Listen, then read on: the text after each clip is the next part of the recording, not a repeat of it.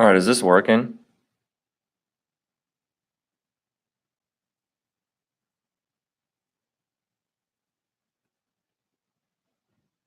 I can't tell. Okay, all right.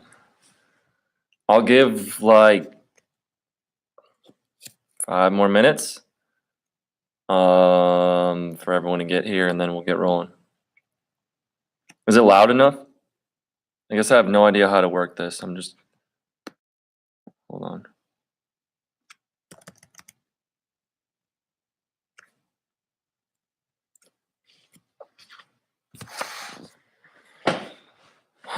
All right.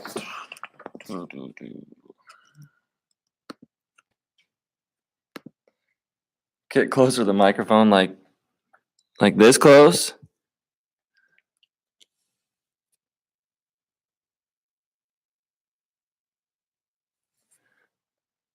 I feel like it's kind of like in what's the Ricky Bobby movie where he's talking to the mic and I'm not sure what to do with my hands right now.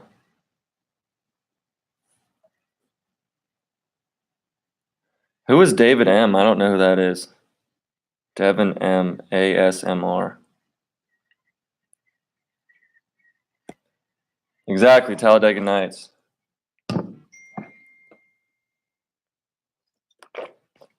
The car drove real fast. It was good.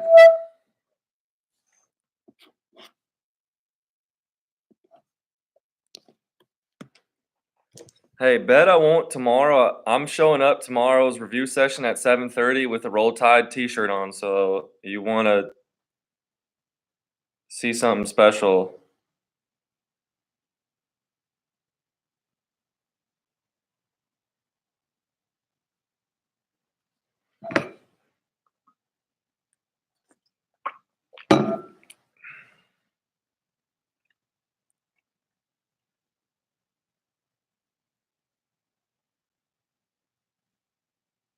Tim, you need to show up earlier than that.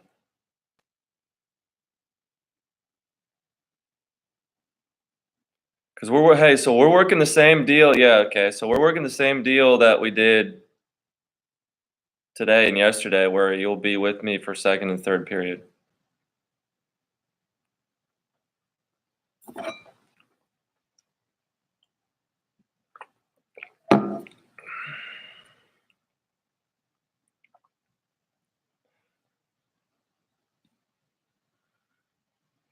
What is your favorite comic strip cartoon that includes Charlie Brown and White Dog? Snoopy?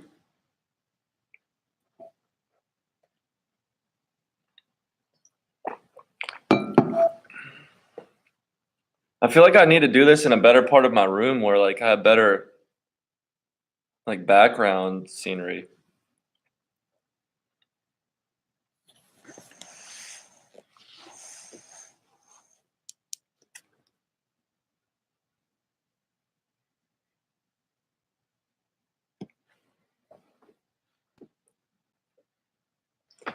If you come at 7:30, don't you guys all have Moody first period anyways? Like I'll just go talk to him and see if we can do what we can do.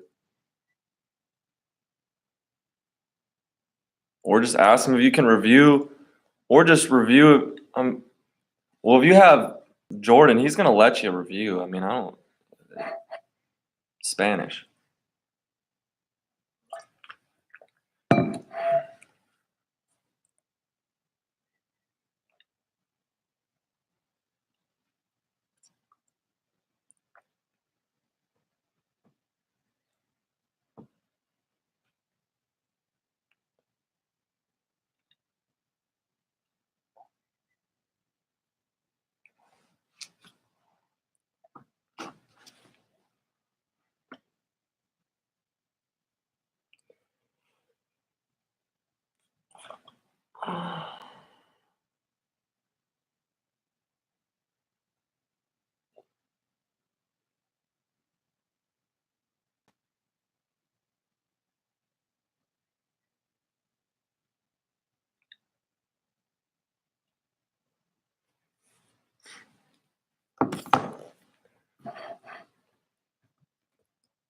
How can I see who's like in this?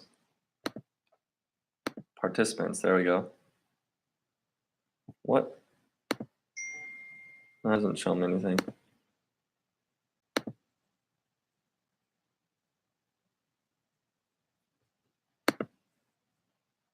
Well, I mean, I see that there's 18. I mean, I don't know who that is. Like, Woj, I see you in here. Is West in this?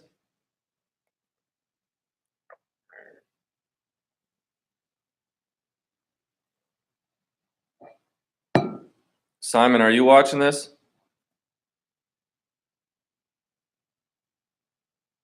No, I don't want to take roll.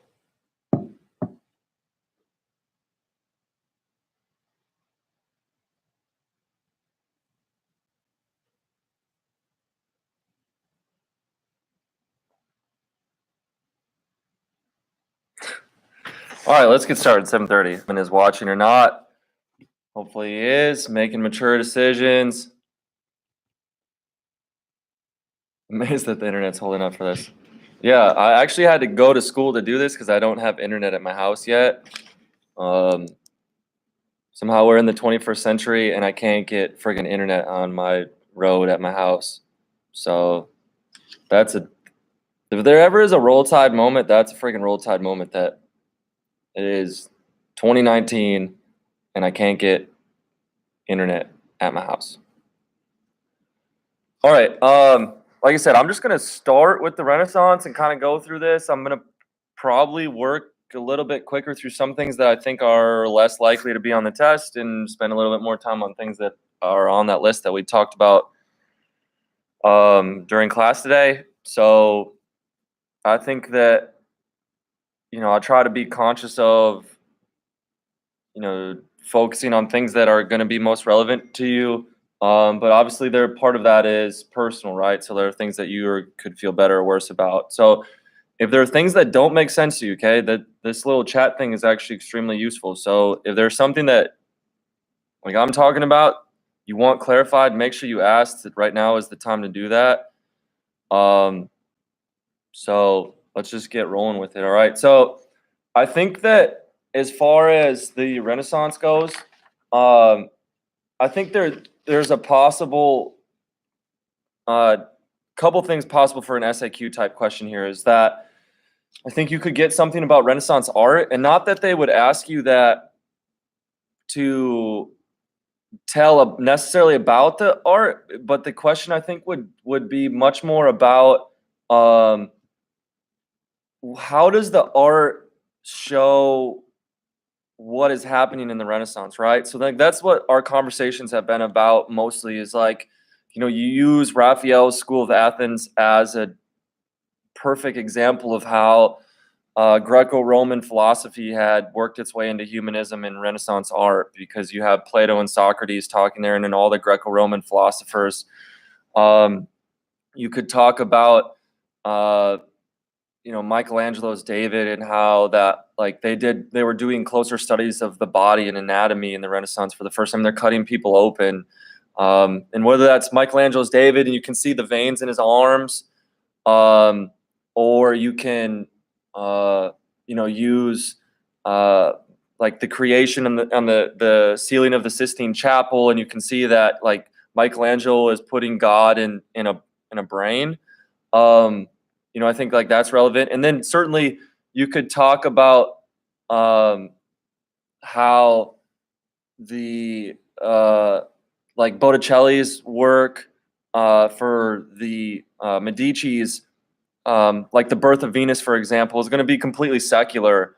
And obviously Venus is a Greco-Roman goddess. So kind of keep that in the back of your mind. What's the section of humans? No, that practice had really started much more after the Black Death. Like people became much more concerned and interested in like, what's causing people to die and that kind of stuff.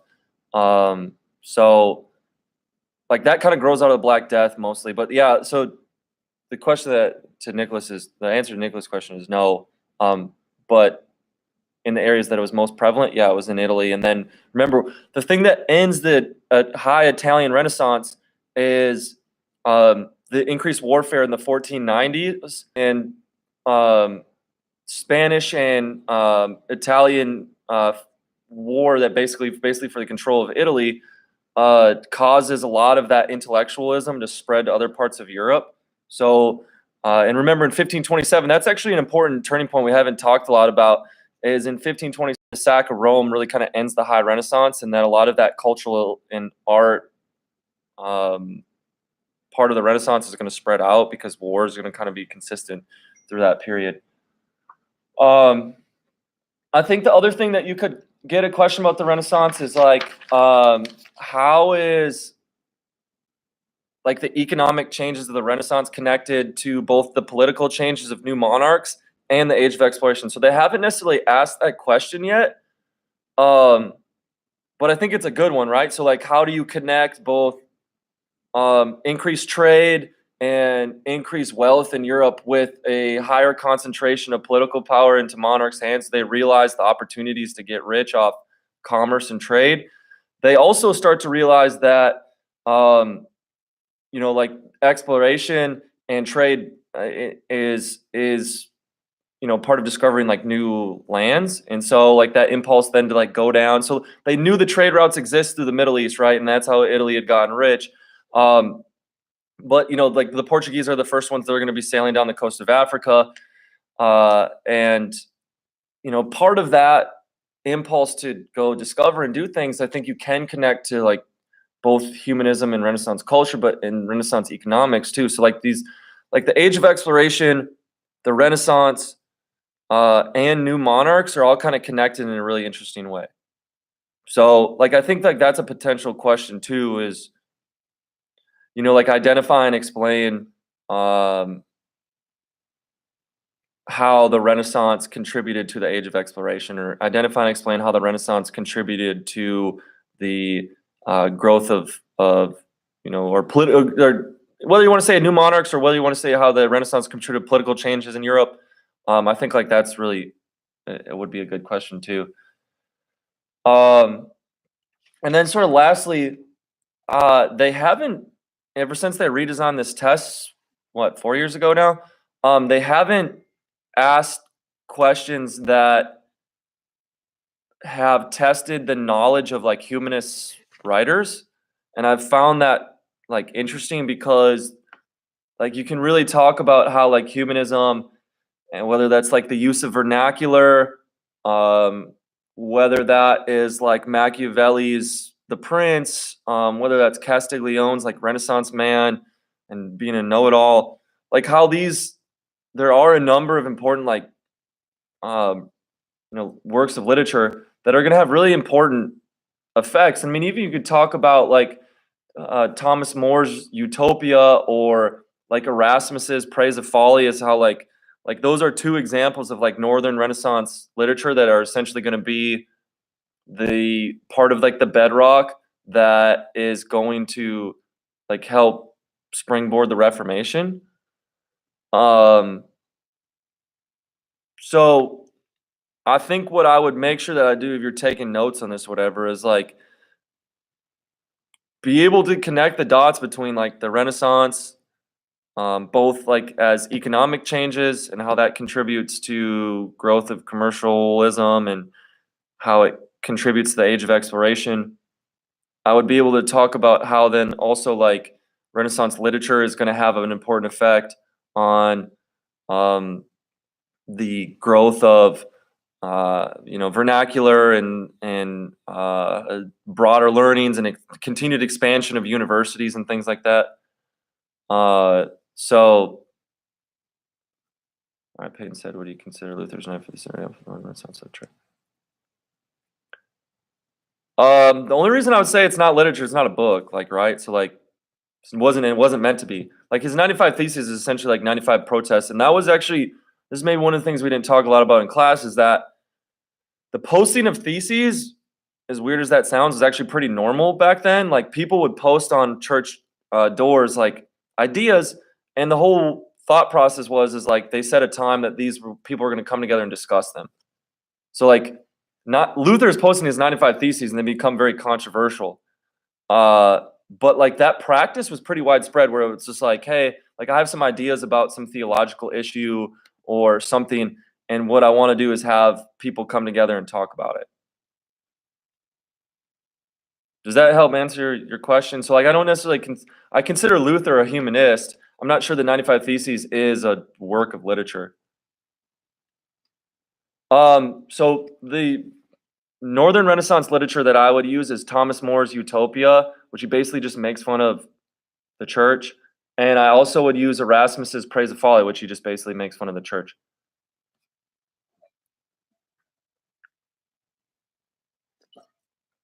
So don't forget, so when we look at like France and Germany, now France is probably a little bit behind that, but like the German states had that like Schmalkalden League, and I don't even know how to pronounce that, let alone spell it. Um, but they had created like that group of Baltic European state or German states that essentially create this like economic union. Yes, Erasmus was a northern humanist. Well, yeah, I would say so. He was definitely a Christian humanist.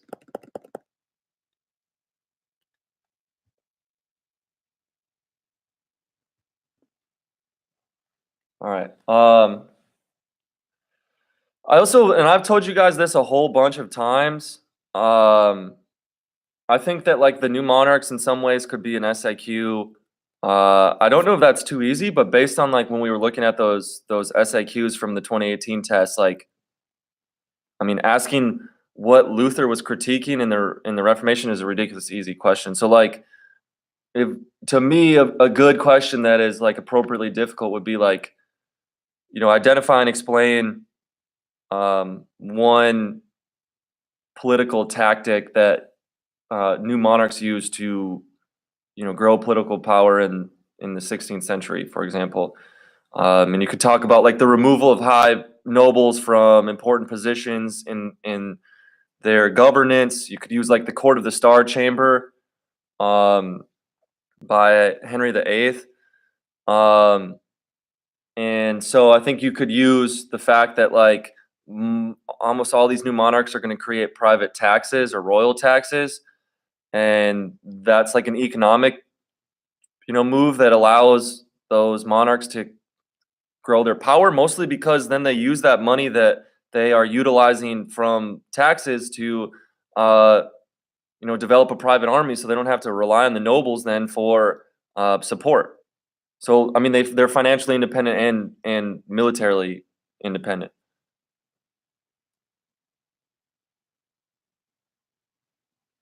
Um, I'm not sure that like Charles V counts here as like a new monarch. I mean, Charles V is difficult because like he's really important because of how powerful he is, but he doesn't necessarily do anything of really great relevance other than he fights wars against the Ottomans. Um, he's the one that like he's not responsible for it. Like he doesn't do anything. He just is lucky to have been born the sort of union of the Habsburgs and the Spanish families. Okay, so like doesn't do anything. Like he just is lucky by birth, and he spends a great deal of time fighting wars in Italy and then fighting the Ottomans. And his preoccupation actually with those two wars is largely what explains Luther's ability to, kind of have some opportunity and some freedom then to question the church without like immediately getting put down.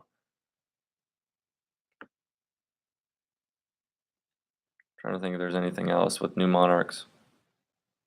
I mean, you could talk about Spain and like the fact that like part of the Spanish model is, and I'm not even sure I would say that. Like I was going to say like religious unification, like where Ferdinand and Isabella expel all the Jews and Muslims from Spain. So Thomas, when you say should there know about the commercial revolution? Yes, absolutely. So like the commercial revolution to me is it really starts with the price. So like remember, so the price revolution that is going to be caused by this age of exploration where like there's rampant inflation happening because there's so much bullion or there's so much gold and silver flowing into Europe and specifically Spain, that price revolution then is going to have short-term sort of negative effects. But because things become more expensive, it allows more opportunities for states to and commercial business owners to make more money selling things. And so that commercial revolution is going to cause long-term changes. And like a thing that is to remember, and don't get confused with who Maria is, even though I appreciate the question, is like the commercial revolution is slow to happen, but it is relevant at literally every single moment of European history. So like the commercial revolution is sort of always happening, right? Do we understand that? Like the growth and importance of like commerce and like the shift from bartering for goods and subsistence agriculture and like growing what you need and basically making the things for yourself. That transformation from that type of model of the economy and an economy that is sort of growing out of feudalism, like that transition largely is responsible for creating like capitalism in this sort of modern economy that we have. All right, so does that answer your question about the commercial revolution? I mean, I might come back to that, but like that's really, really important. Yeah, way to go, guys. You scared her off. All right. Maria, if you are here, we're going kind of like in order. So like if you want to talk about, and that maybe is not even that great of a question. This Mac Van Leiptra says 30 Years War. So I'm going to talk briefly about 30 Years War, not right now, but I will in some minutes. Understand that the DBQ last year is about the 30 Years War. I wouldn't spend a lot of time studying the 30 Years War. So, I think that, whoever this Matt guy is, don't spend a lot of time tonight studying 30 Years War, okay? I'll give you some ideas. So you guys that are new to this, like I've been doing this for like 10 years and my classes have done really well. So like I have an idea of things that I really think, and I'll try to make sure I point out like the things I just talked about, like the Renaissance. They haven't really, the only essay in the last 5 years about the Renaissance had to do with like printing presses, and it wasn't anything about Renaissance intellectualism or how the Renaissance pieces together with either the age of exploration or new monarchs or Reformation, which I think is wildly important. So I'll kind of try to guide you, and then look, I'm not going to totally blow off anybody's questions, but like my plan is to kind of work through everything that I feel is really relevant in European history, and try to point out things that I think are going to be on the test, and which things, I mean, either have been hit the last couple of years or, are less likely to happen. All right, so let's talk a little bit about Reformation now. So like I said, the one of the SAQs last year was like Luther's critiques. So obviously you need to know that. I would be shocked if you don't get a multiple choice question about Luther in some way, shape, or form, or like how. And let's talk about a couple of these things. So remember, with like Luther is going to critique the church for a couple reasons. One is the sale of indulgences, and that's probably the most important one. But like his whole thing is like, whatever is in the Bible, that's what you need to believe. That's what you need to practice. And so a lot of these critiques, like for example, the indulgence thing, like you just don't find that in the Bible. Luther's going to say that there's only two sacraments, because if you read the Bible closely, like there are only the two sacraments that have to go with Jesus' life. And that, so like Topher, your question about the sale of offices is a critique, not necessarily from Luther, but that had been a kind of a long-term critique of like the corruption of the church. So not only like the sale of offices, but then remember the other big critique with that was nepotism, right? That like church offices were given based on family relations. So simony, nepotism aren't necessarily things that Luther really pins on, because Luther is going to be more concerned with sola scriptura sola fide. And remember, that's the other like big critique that Luther has is like, not only should we only believe what's in the Bible, but if you really read, Jesus' message as it's delivered to us in the Bible closely, he basically says that like, hey, like the John 3:16 thing is like whoever believes will find their way to heaven, basically. It's like the faith is the most important aspect. Not whether you do good things. And Luther is going to additionally argue that because he's going to say that like if heaven is as good as, if heaven is the best thing that could ever be, like how could you ever possibly earn your way into heaven? So no good thing that you could do would ever be good enough to get yourself into this amazing, beautiful, best thing that ever could happen to you. Okay, so I'm not sure that again you get the difference. I think one of these things is the other big important things that they like to test on the Reformation are like differences between Luther and Calvin. So remember, like the biggest difference between Luther and Calvin is Calvin's belief in predestination.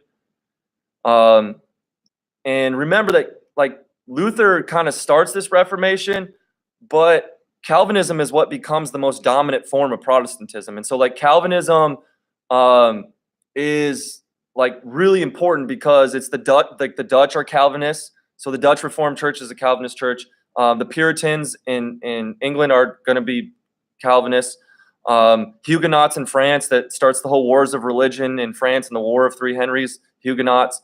So like these guys become really disproportionately important in history because of how quickly Calvinism spreads, much more so than Lutheranism. Lutheranism really stays to northern Germany and Scandinavia. And so like to answer your questions, yeah, like I'm just going over all of I'm working my way through history. So as long as you want to listen and stay with me, like I'm in the Reformation right now. My plan is this will last as long as it takes for me to basically run through the gamut. All right. So Reformation, if you need to know differences between Luther and Calvin and why Calvin splits. Now, Calvin is going to believe that in predestination, obviously. I think if you got a question about this, like if you got an LEQ question about it, another nice piece of evidence that you could bring in is that like Zwingli is another important early Protestant leader. And even one of the other issues that starts to divide Protestants is the whole issue of whether the Eucharist, like, is that actually Jesus? Is Jesus in everything, or is that just a symbolic thing? So like the whole issue over transubstantiation and consubstantiation, that they're going to argue essentially over, like Luther's going to say that like Jesus is in everything all the time. So like Jesus, we're like when you take the Eucharist, like Jesus is there because the Spirit is everywhere. Zwingli is going to say that like, well, no, it's a purely symbolic act. So that would be one thing to remember. And then like I think another part of the Reformation that is really important is Henry VIII. So don't forget that like, and and you guys that are in my class, is that we've talked a lot about how like you could make serious arguments that the Reformation is as much of a political and economic event as it is a religious event. So don't forget that, okay? Is that when you're talking about and the other example, okay, remember when we're talking about like the Reformation being a political and economic event is either the English Reformation, which starts with the Act of Supremacy in 1534. All right, so remember like, and the reason that you know that Henry's move is a political move, and in some ways an economic move, is because when he creates the Anglican Church, that church and the practice of the Anglican religion right away is basically Catholicism with Henry acting as the Pope. So like he doesn't change any of the religious beliefs. All he essentially does is take the church land and all the church money that comes with that. And so like understand that like Henry's making a purely political move. Now, like what I would talk about with the German princes is that there's a possibility when we talk about German princes, the ones that supported Luther's Protestant Reformation, is that maybe they're religiously motivated. But I think at the very least we can guess that like, hey, the fact that like if a German prince switched over to being Protestant, they instantly gained all the church's land and the ability to tax those lands and not have to pay taxes as a church and all that kind of stuff. They instantly got much richer and much more powerful because of that. And so, maybe they are influenced by sincere religious beliefs to change to Protestantism, but I think it's much more likely that like they saw the silver lining, like, hey, this is a great opportunity to get rich. All right, Zwingli controlled all of society. I don't. So Zwingli is actually going to die in a war, a battle, a war, part of the wars of religion in early on. So Zwingli actually lives a pretty short life. You're trying to talk about Calvinism. So Calvinist is the one that like, and we've talked a lot about this, and I didn't necessarily just say this in the video, but like if we get a women's question, one of the things that I always remember is that like Luther's views of women are much better than Calvin's views of women. All right. So that like Luther is going to say and not believe that women are equal, but like say that like, hey, women are meant to be cherished. They're important parts of good Christian families. They grow good Christian men and women, and they're important for the development of the church and Christianity and society.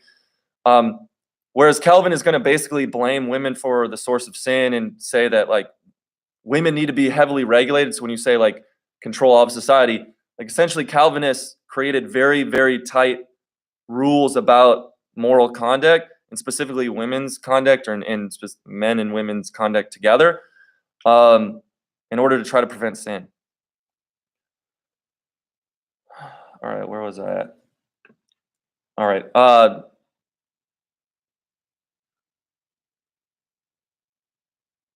Yeah, for sure there. I mean, like if you're going into that level of detail, I'm not sure that you need my help. But yeah, I mean, active uniformity, run wild with it. I think I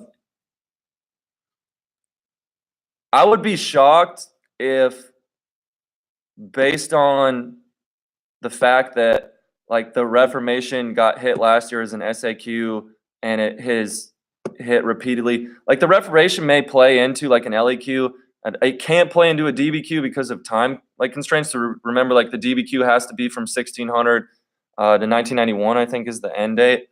But you're not. I don't think that you would get a question just specifically about the Reformation. Like you'd have to add like the question that would include a Reformation in the LEQ would to me be something about like effects of the Reformation, and so you could talk about political changes from that, or economic changes, something like that.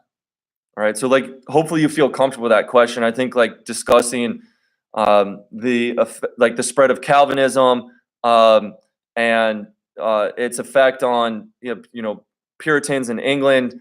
You could talk about Dutch Golden Age.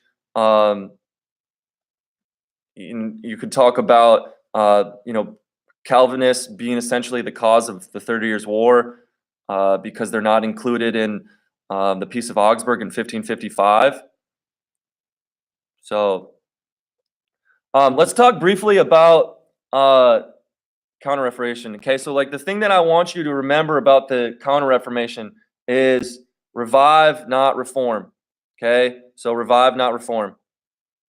All right, and just quickly, okay, so like Malia, do I have any other essay predictions? Okay, and I'll just say this again, and my guys already know this, but and I know this is kind of broad, but I haven't written on the board. So we haven't had an agricultural revolution or industrial revolution question in quite some time. I would make sure you spend time studying those two. I also know that the changes of the 1800s are wildly important, and understanding, especially as like the late 1800s, this period of like the mass society period, you got mass politics, you got economic changes and societal and political changes that are all really relevant for established and intellectual changes too. You talk about like the sort of bedrock of the age of anxiety and all like the changes that are going to basically debase the faith and progress that Newton and Locke are going to establish. And so agriculture, industrial revolution, I would say 1800s social, political, economic changes in the later half, and specifically how maybe that kind of ties into or maybe is changed by World War One. And then I think like World War One just in itself is a possibility. And then I think anything after World War II is also fair game. So like whether they would give a question about changes to women after World War II, I think it would be a great question. I think questions about the formation of EU, like a political question. So like if they gave a political changes question after World War II, that would be great because you could talk about like decolonization, Cold War stuff, and formation of the European Union. So like that gives a lot of kids opportunities to answer the question if they don't know a lot about European history, but also a lot of opportunities for really smart kids to go deep into that question. So that's kind of what I'm telling my kids. I mean, if that's what you need to hear and you want to go study those things and leave, so be it. But we're gonna keep going. Okay, so Counter-reformation. Remember, the Counter-reformation is reaffirm, not reform. Okay, so the biggest thing about the Counter-reformation and the Council of Trent is that the Catholic Church makes a concerted decision not to make any serious reforms based on the critiques of the Protestant Reformation. Okay, and what they do though, what they do to combat is not reform.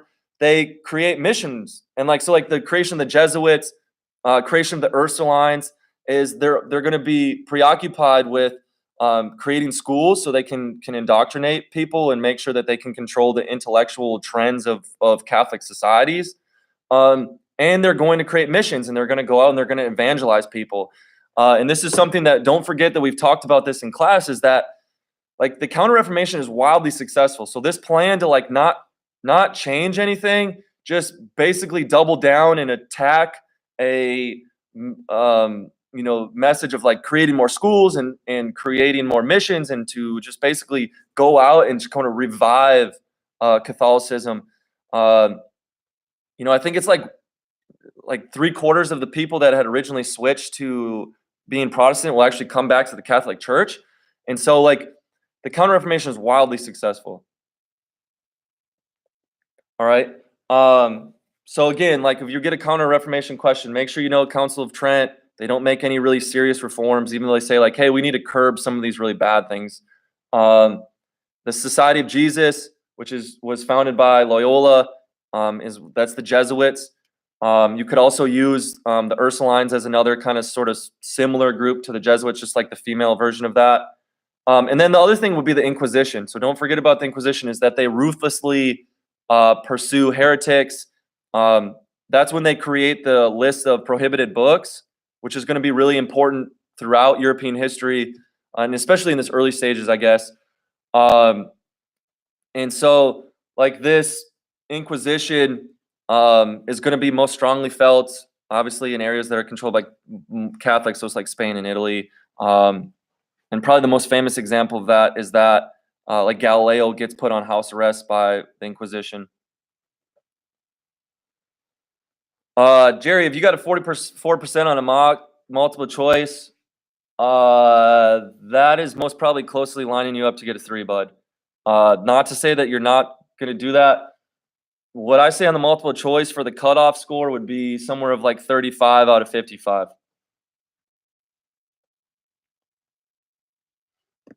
All right, moving on. Okay, so let's not forget that like there's this weird period in European history like where the Reformation happens, and then essentially there's a whole bunch of wars of religion. So like the best example of this would be in France. So you have the whole like War of the Three Henries. That's when you have that St. Bartholomew's Day massacre.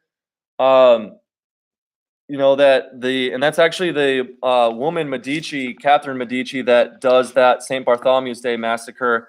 And so, that's really relevant. In the St. Bartholomew's Day massacre and the War of Three Henries is really important because remember, who wins the War of the Three Henries? Henry Navarre, who becomes Henry IV. And it's Henry IV that is the one that sort of sets the bedrock for like French absolutism and Louis XIV to kind of grow the power he did. And so, Henry IV creating the Edict of Nantes, which like helps settle down religious violence in France and helps calm the turmoil. He's also the one that creates the intendant system.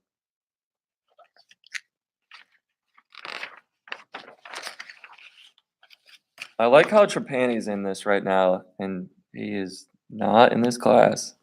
All right. Will, I still love you. All right. Moving on to the next topic. Okay, so Age of Exploration.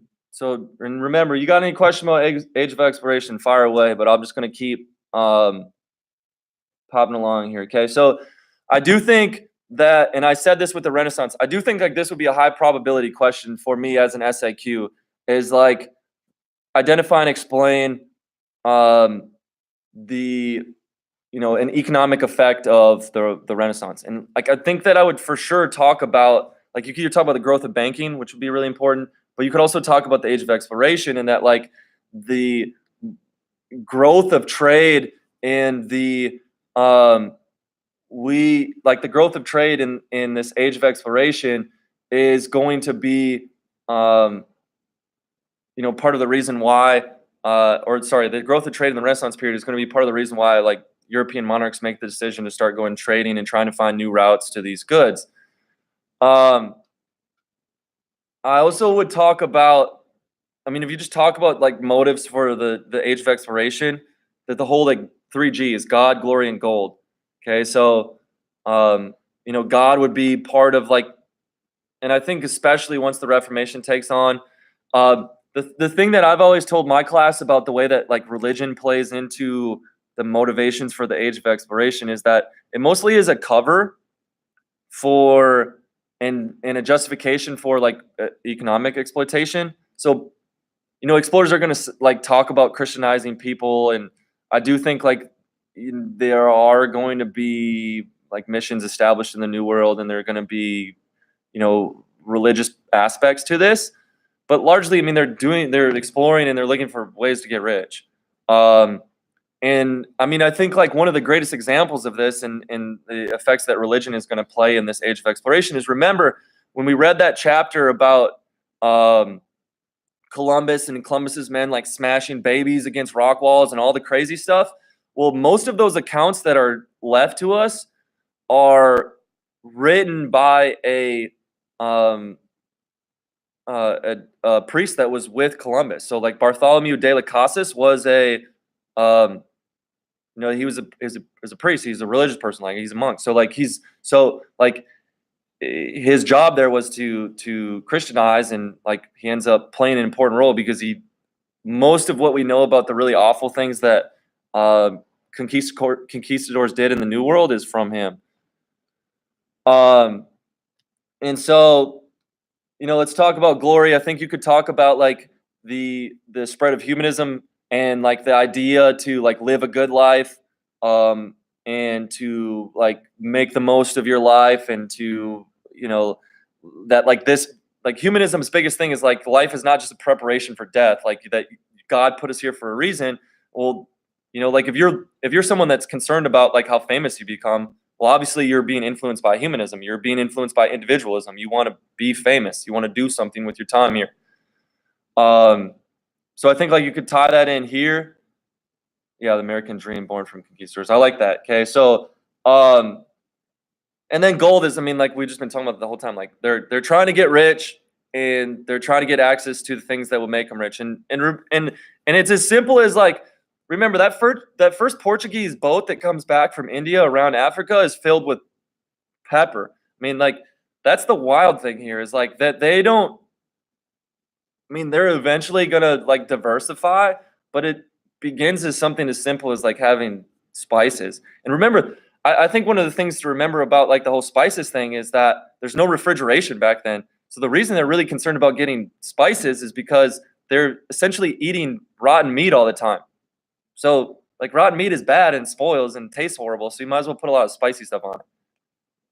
All right. All right. So any questions about motivations for this? I think there's a possibility that you might get a question about like differences between.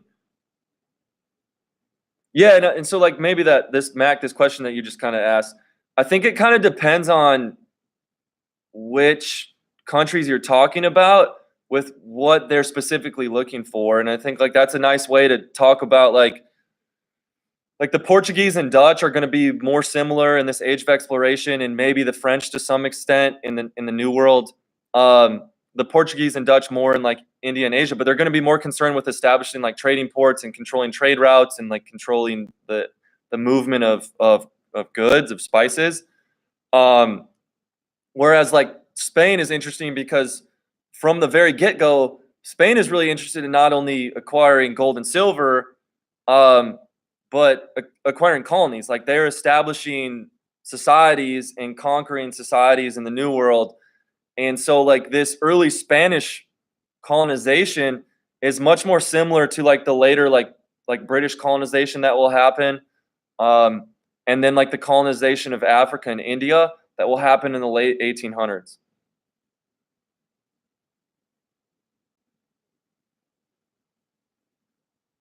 I mean, I would say that Britain's kind of late to the party. I mean, the first American permanent American settlement is Jamestown in 1607. I mean, by that time, the Spanish had colonies in the New World for almost 100 years at that point.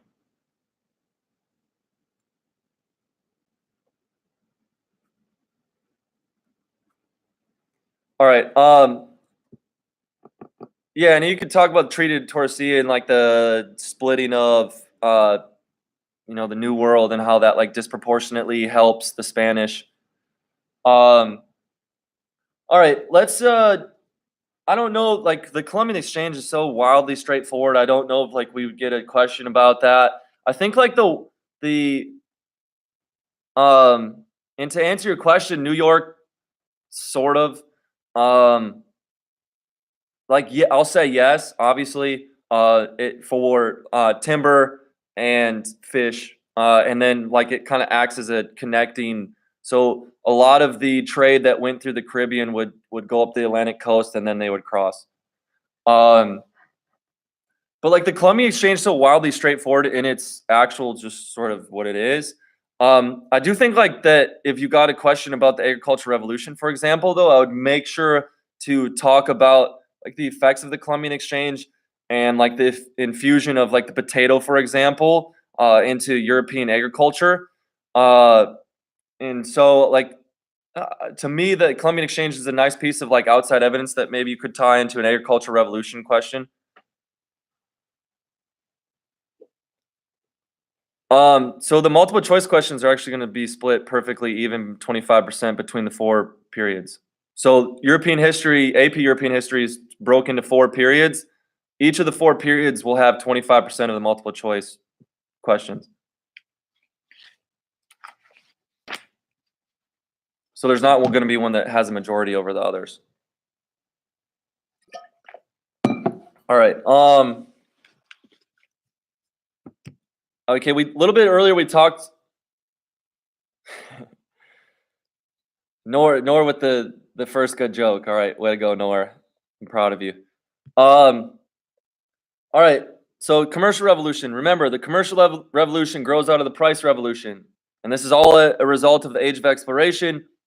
This is all really important because, like, this commercial capitalism, commercial revolution that grows out of this age of exploration and the price revolution is essentially going to be the cause of mercantilism and which I mean mercantilism and the growth of like state controlled economies and um, this whole idea of like creating favorable balances of trade and creating more trade and developing internal economies. um,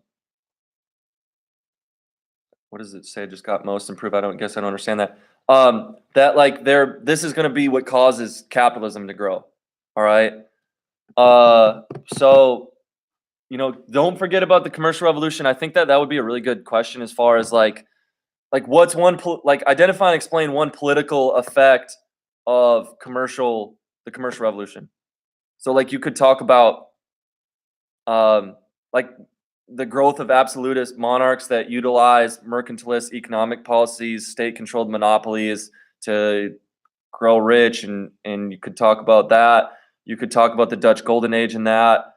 And then again, like then like another part so like remember the SAQs are always three parts. So like you could get one like identify and explain a political effect of commercial revolution. You could say identify and explain one social impact of the commercial revolution. So you could talk about like the growth of the middle class, specifically like in the Netherlands and England. And maybe then it would be like, identify and explain one other thing. I guess I don't know what the third thing would be, but I think that would be a nice question as far as SAQ goes. All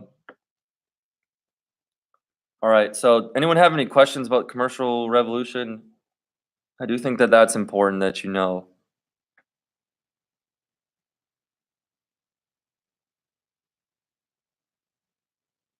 All right, roll tide. Someone should create a roll tide count here. No, so the price revolution is a cause of the commercial revolution. They're not necessarily the same thing. And remember, the price revolution is what's directly connected to the age of exploration. The price revolution essentially is caused by like rampant inflation that is caused by the influx of bullion, of gold and silver from the New World into Europe.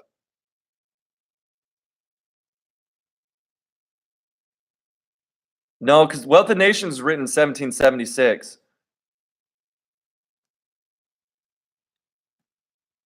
Mercantilism is the first step of the commercial revolution, correct? And then out of mercantilism, capitalism grows.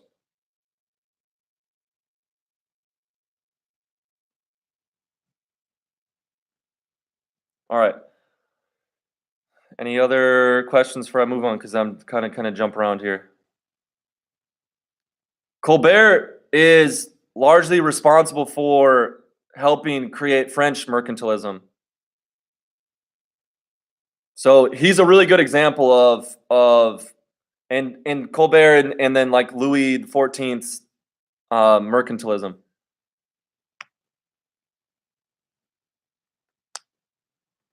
Yes, and the Dutch East India Company would be another good example of that.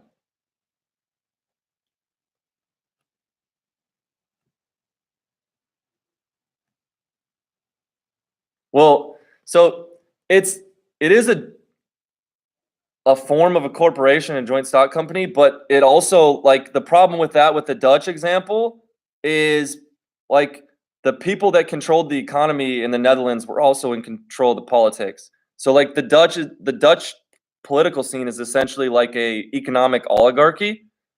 And so anyone that had any political power had sort of a buy-in in the Dutch East India Company. And so those two things are, I mean, it's kind of hard to tease those two things out.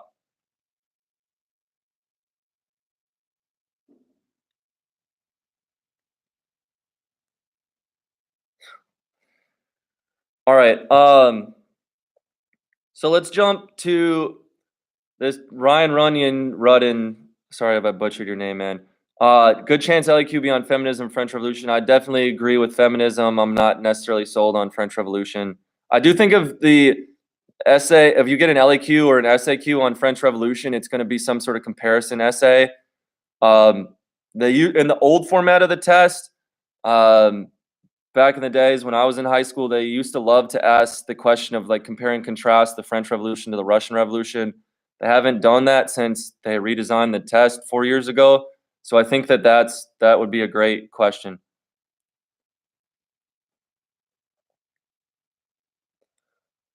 All right, let's talk a little bit about 30 Years' War. Again, I'm going to jump through this quickly. I think that if you got a 30 Years' War question based on the fact that like the DBQ was the 30 Years' War last year, that the way that they would potentially ask this question is analyze the extent to which the Peace of Westphalia is a turning point in European history. So like you could say, like identify and explain one way in which the Peace of Westphalia was an economic turning point.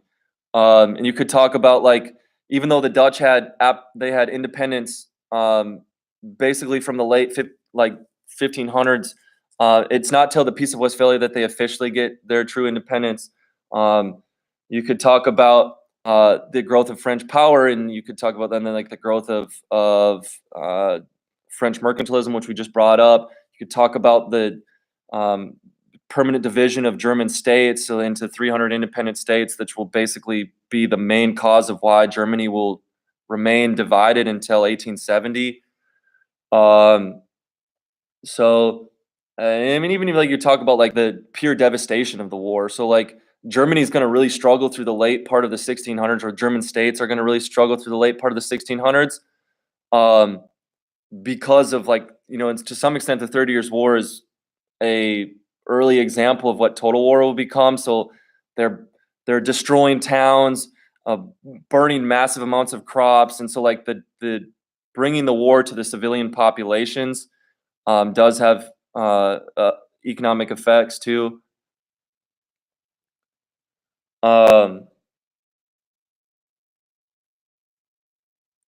Yeah, so you guys saying that Bucks win the fight? Didn't Giannis have like 39 and 17 the other night? Dude's freak. I mean, the biggest argument that the Peace of Westphalia is a turning point in European history is the ascension of French power.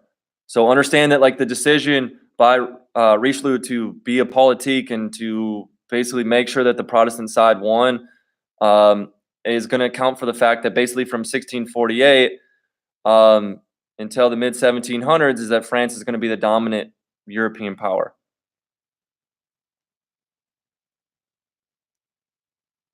With the defenestration of Prague, Protestants pushed Catholics out the window.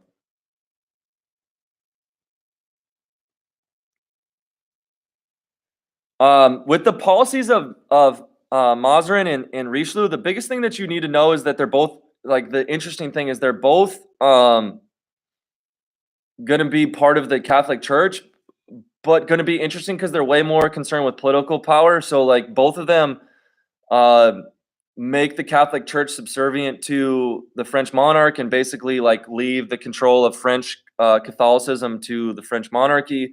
They're going to help grow the intendant system and like individual control of or the ability of the French monarch to control individual areas in France. They're I mean, I think like they're really important in sort of like being that like Mazarin's really important because he helps basically connect the bridge between Louis the 14th. When you remember, like Louis the 14th is a little kid during the Fronde in the 1640s, and he has to flee Paris, and that's part of the reason why he builds Versailles. He's like scared of the nobles, and he hates them because of what he did to their family.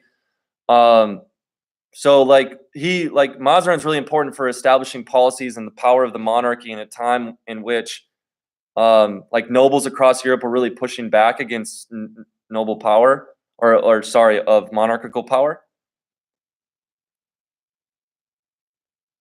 Yeah, I mean like you could argue that like the 30 Years' War is also really important because it's the last religious war. I think Maria made that point up there.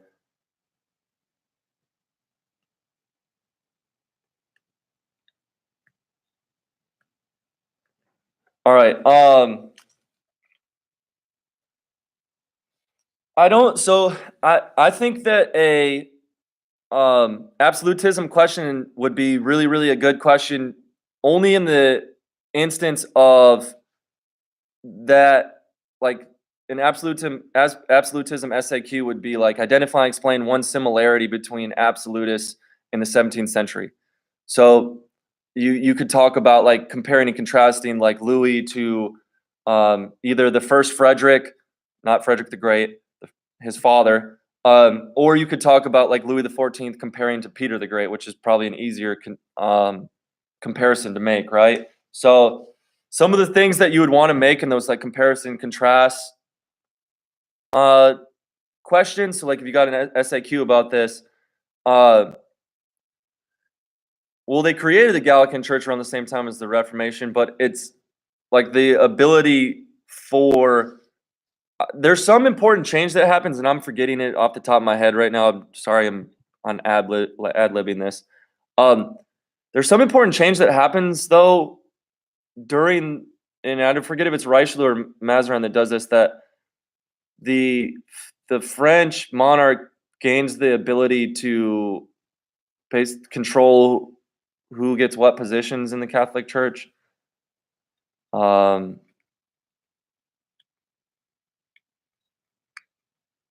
right. Sorry, that's off topic. All right. So comparisons and similarities, differences between like Louis the 14th and Peter the Great. So remember, they're both really adept at like finding unique ways to control nobility.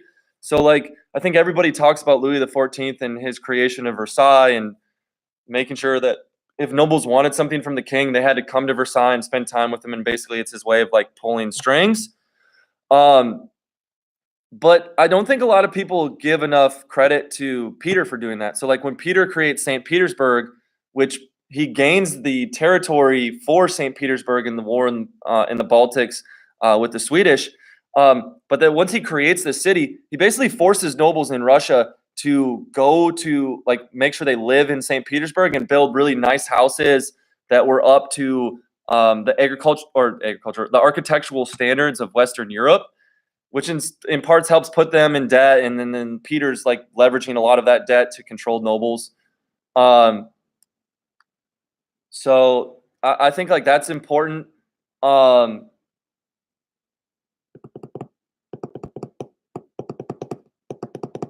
you could talk about like religious control. So like Louis is going to issue the Edict of Fontainebleau, which revoked the Edict of Nantes, and then we've always make jokes about that. Um, and so like when Louis is issuing the Edict of Fontainebleau and creating one Catholic religion in France, you could talk about how like Peter helps kick out religious sects that had existed in Russia. There was like the group called the Old Believers, for example. Um, I think one of the differences you could talk about between these two is that like Peter the Great's wars were largely really successful. Um, I mean, i.e., the Baltic War with the Swedish and gain the territory you needed to make St. Petersburg, but also like compare that basically against the wars that Louis fights in the late 1600s and early 1700s are largely unsuccessful. So Louis fights a lot of wars that don't really get him much, if anything at all.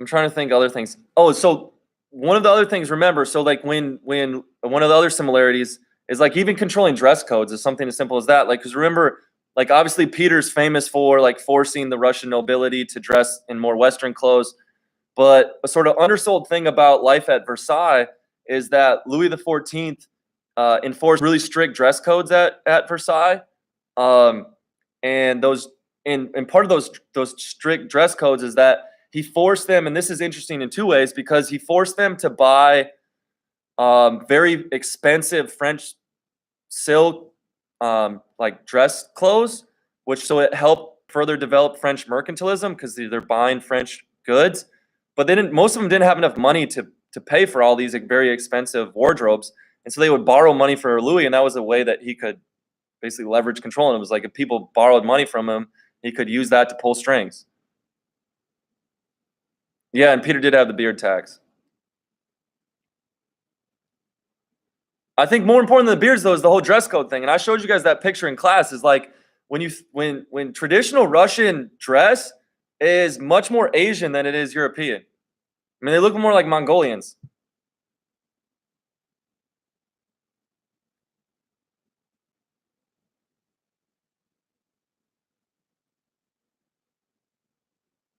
Yeah, I mean, like he's gonna utilize like you had if you were gonna ask Louis for a favor, you had to spend considerable time at Versailles, and part of that trick was that like if you're spending a lot of time at Versailles, you're losing the ability to control your own area, and so it allows then the king to basically outmaneuver you and start to like basically undercut your ability to control your area. So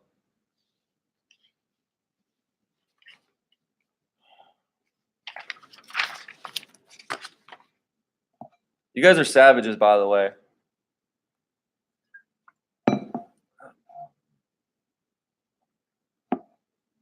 Uh, you can tell that I teach at an all boys school because most of these guys in here are just like trying to talk to girls. They're not really here to study AP girl.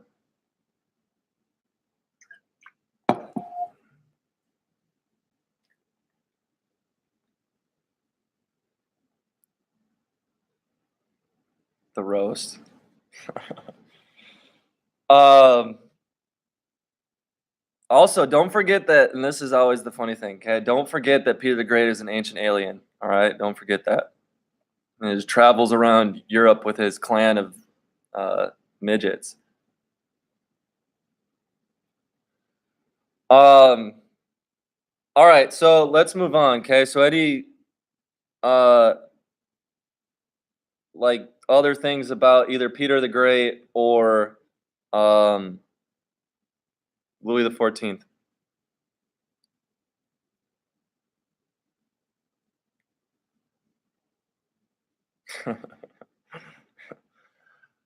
Rosh, I don't know who you are, but that's funny, man.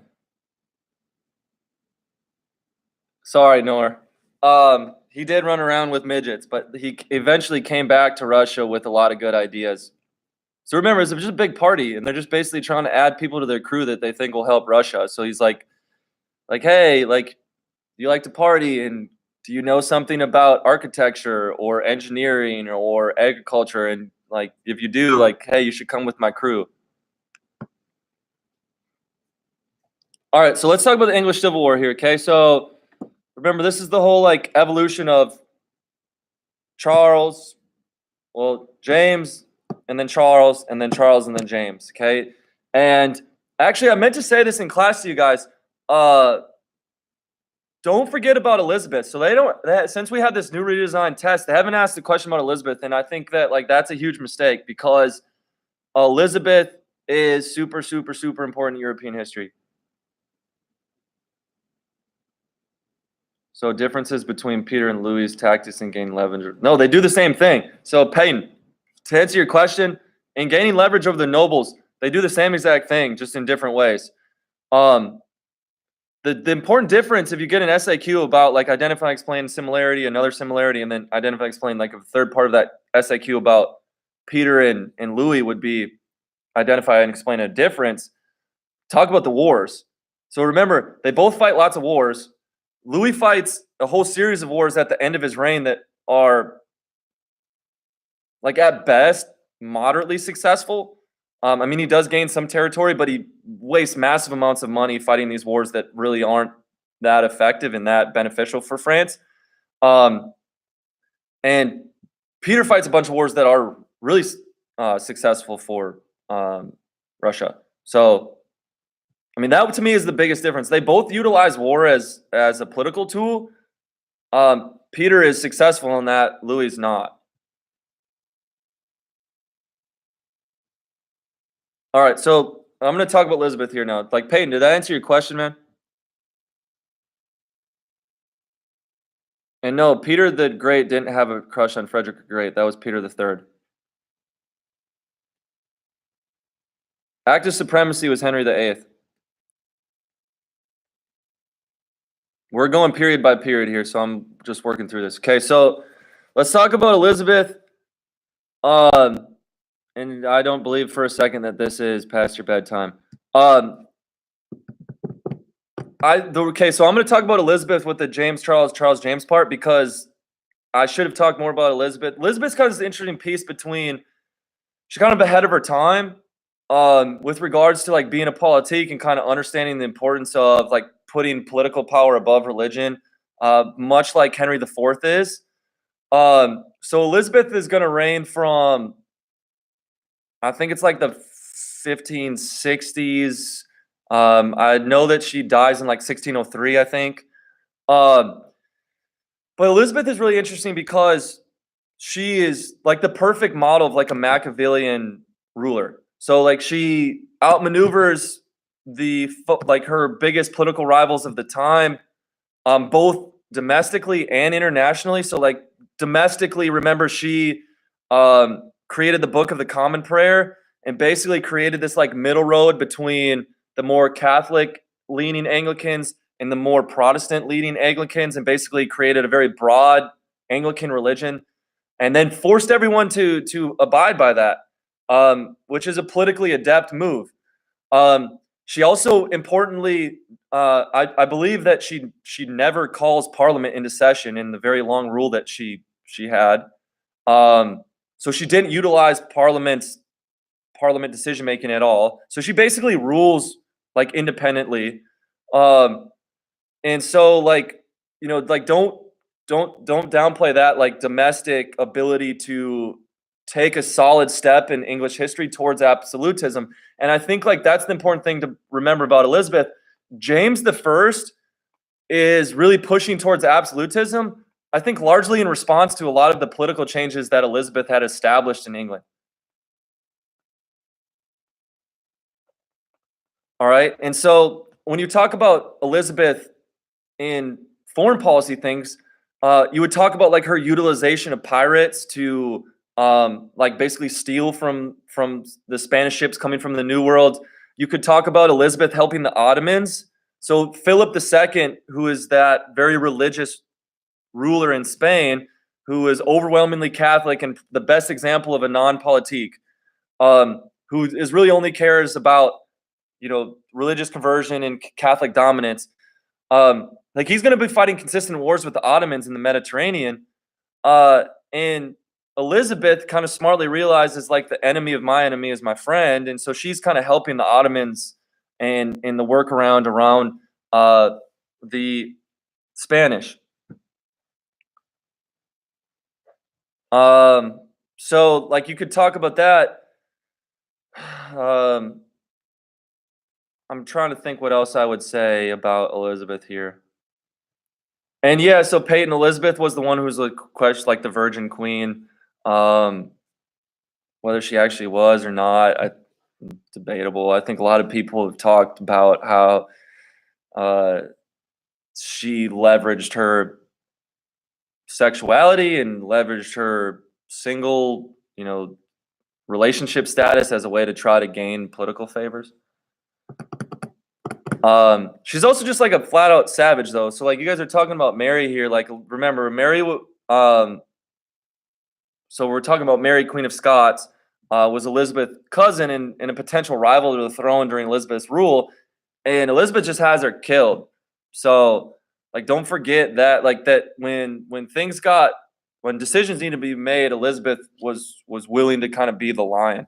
And you could even talk about like the showdown with the English or the Spanish between the English and the Spanish Armada in 1588.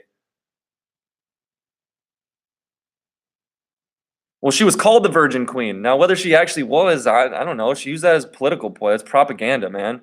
Like people thought she was pure.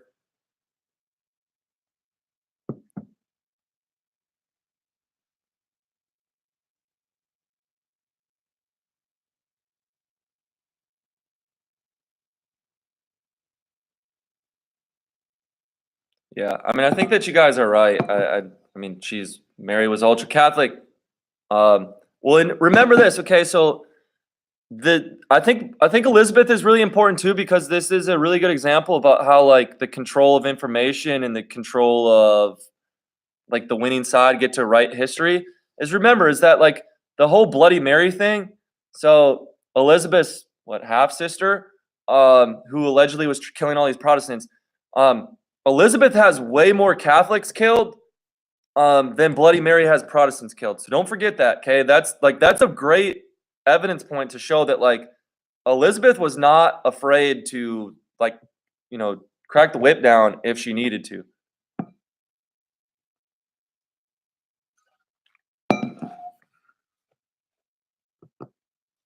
All right. Nor, you said what type of art did Louis XIV put up in his palace?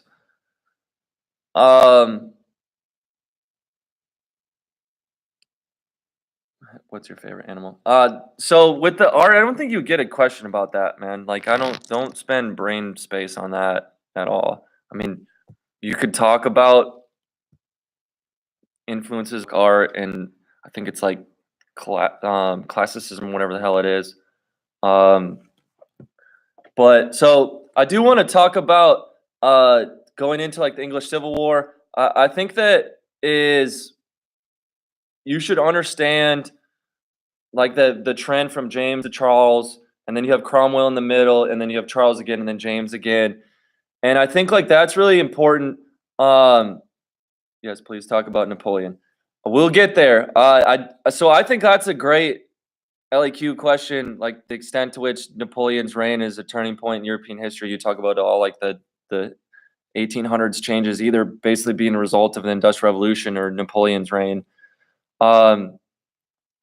But so like remember, so James and Charles, I think like the general trend that you need to know, and I actually so the way I'm going to answer this question is, I think if you got this specific question, I don't see like an LAQ with this. I see like an SAQ type question.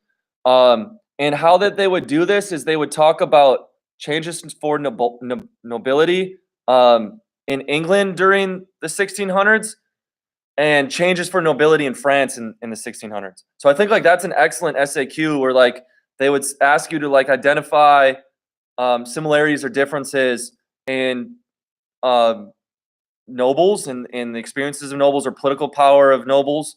And I mean, you could basically talk about how like there's an attempt kind of push in England towards absolutism, but essentially like the English Civil War is like the rebuttal to that. Um, and then you have this whole experience with Cromwell, and Cromwell's too Puritan for anyone, and so they're like, hey, like when Cromwell creates his blue laws, and nobody can play cards, they can't gamble, they can't drink, they can't go out and dance, they can't basically do anything fun. They kind of get sick of Cromwell, and they're like, well, let's get. And then Cromwell actually dies, and his son takes over, and they're like, well, okay, we're kind of tired of this. And so then they bring in Charles II, and what happens when Charles II gets invited back, and that's the Restoration, is that Charles and James basically go about doing the same things that their grandpa and great grandpa did, is like, trying to take more control away from Parliament and try to move Anglicanism more towards Catholicism. And that like Charles and James basically piss off Parliament again, and that's the whole like Glorious Revolution. And so like basically the story of nobles in England in the 1600s is one of like growing political power, political clout, well, however you want to say that. They lose some privileges because there's not the lifestyle that develops in France around like the Versailles culture and like the gross disparities in like the estate systems that's going to develop in France. But they gain more political rights as that. And like the control of British government by Parliament is a big reason why the British economy starts to take off, because this government controlled by a bigger group of people is going to be much more concerned about the general welfare of the state than just one person. I mean, I think like when you say like you talk about Cromwell, like that's the thing to remember, is that Cromwell's just too Puritan. I think the one big accomplishment of Cromwell's, I'm not even sure this is an accomplishment, but like Cromwell ruthlessly goes to war with the Dutch. I mean, and essentially like the wars. So the Dutch fight wars with both the English and the French in the late 1600s and early 1700s. That they put the Dutch are going to have put so much resources into fighting these wars that that's essentially going to cause the end of the Dutch Golden Age. Yeah, I mean, like, what do you want to know about the Glorious Revolution? I mean, I think that's basically straightforward. I mean, you talk about like the Glorious Revolution. They invite William and Mary, and remember, Mary was the British princess. She was married to the Dutch prince, and so like they had royal ties. They get invited back to England, and this sort of bloodless revolution is what accounts for like the creation of the English Bill of Rights.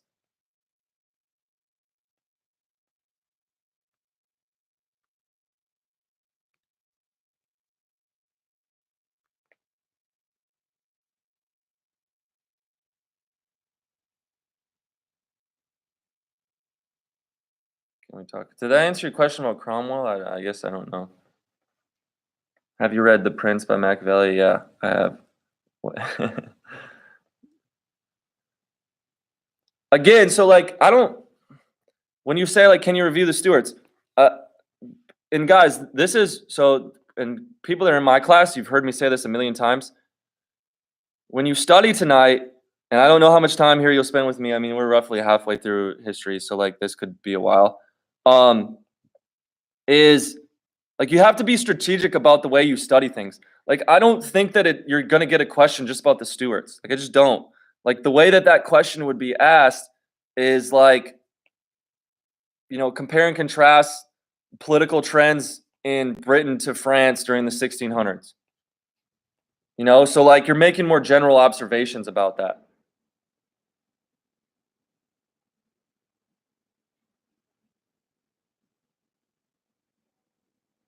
Okay, I mean, do you kind of understand what I'm saying? So like if you have questions, I'll be happy to answer, but like I'm also going to try to, like if you just study the Stuarts really, really well, like who the hell cares? Like I mean, it may help you answer a question, I think it's way more important about being strategic about the way that we know that like the College Board likes to answer questions or ask questions. Sorry.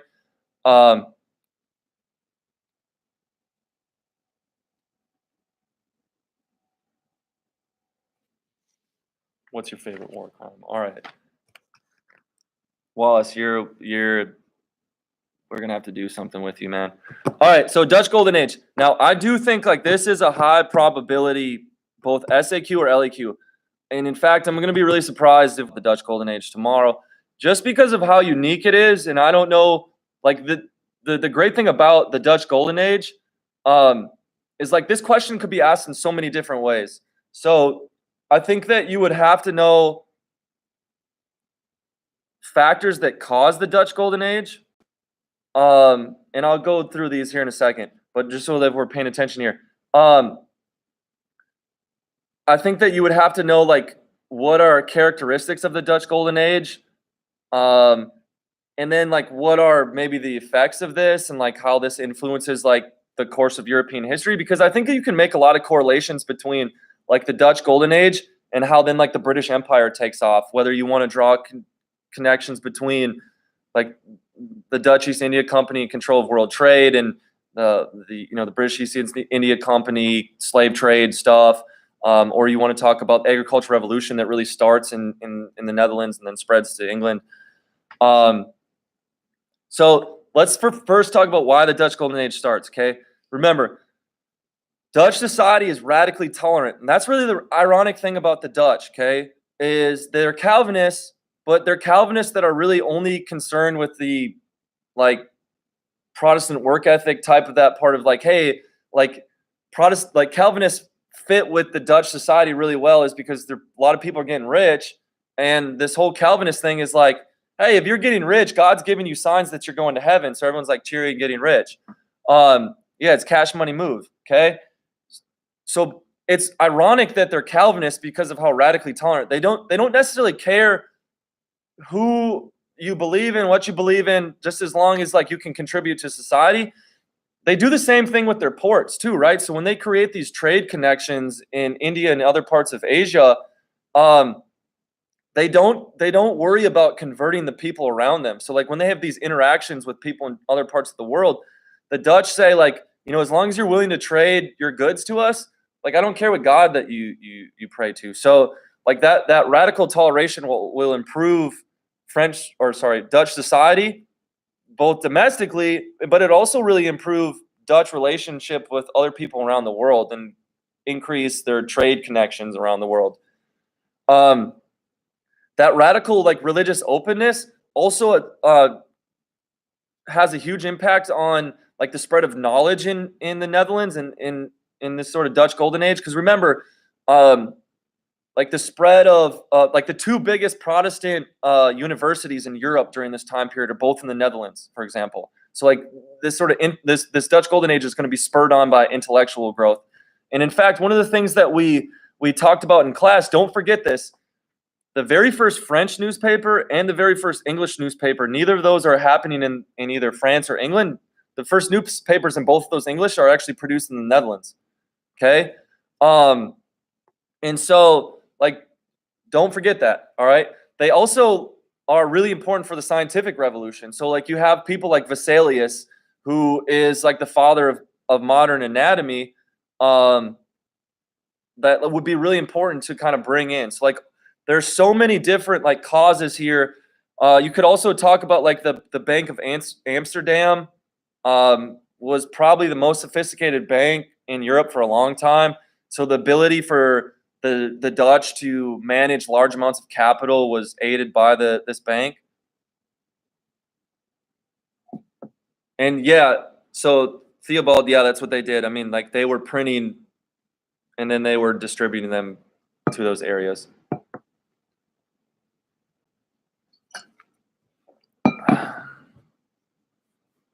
This is actually like, this is not easy. So Tom Ritchie getting on this video and like talking just straight for 2 hours is impressive because, I mean, we're only like halfway through this and like this is, I guess I've never talked this long straight. So if you, other parts, key parts of Dutch Golden Age, is understanding that because the Dutch go to a commercial economy early on, is remember they have a disproportionate number of their population in the Netherlands that is being part of this commercial economy. And so if you have more people in your society deciding not to be farmers, well, people need to grow enough food to feed everybody then. And so what that caused is that farmers in the Netherlands were the first ones who really start experimenting with like crop rotation, irrigating fields, and when we think about the Dutch, you think about the windmills and like regaining land from the sea. They're also the first ones to experiment with like use of manure, and so like most of the things that are going to be like the hallmarks of the agricultural revolution are actually going to start in the Netherlands and then get transferred over to England.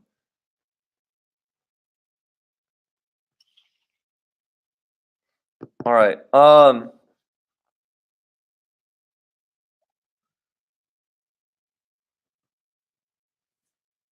So does anyone have any questions about Dutch Golden Age? SSC guys, you need to stop ruthlessly trolling other people in this chat. This is disappointing.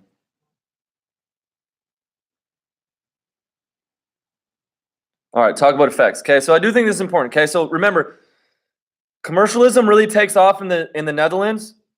That has a really important effect because like the closest model to this sort of Dutch model is the British, and then we know that like the British have a disproportionate effect on the changes in European history throughout the 1700s and 1800s.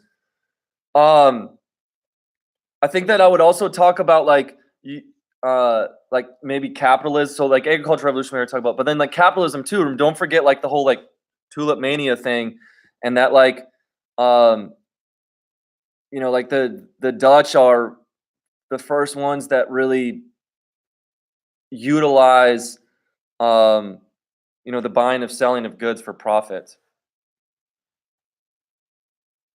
Oh, the one thing I didn't talk about, okay? How did I forget this? Dutch art, okay? So I think another question that you could get about this is like Dutch art. And you could either talk about Vermeer and like Vermeer's paintings of these normal like scenes of cities and of ports. He's also going to draw like normal scenes of like the map maker or the astronomer, and he's going to have really advanced maps and knowledge in his paintings. Or also really importantly is Rembrandt. Okay, and then like remember Rembrandt's notable because Rembrandt's going to paint like paintings called like the Negro. He paints one that's called like the Old Jew. So he's painting people that typically hadn't been in famous paintings before. And the other really famous Rembrandt painting is like the Dr. Tulp's anatomy lesson, and he paints that really famous picture of like all those Dutch guys like looking around, and he's got the dude's like wrist cut open, and you can see all of his tendons in his arm. So like you could talk about effects as far as culture and in education. You could talk about growth of trade routes and interconnectedness of the globe. You talk about growth of capitalism, growth of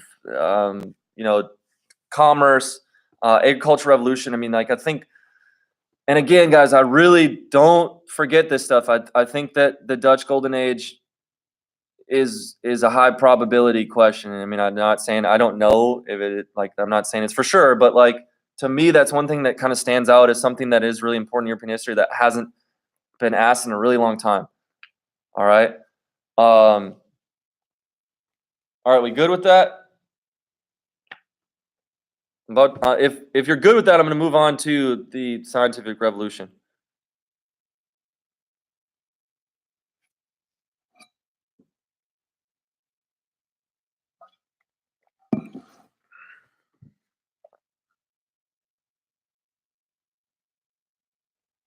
I think tulip mania is a really good example of people understanding supply and demand and like the way that markets work, which is essentially capitalism. So remember, the Dutch The Dutch gained their independence. I think they declared their independence like 1588 from the Spanish.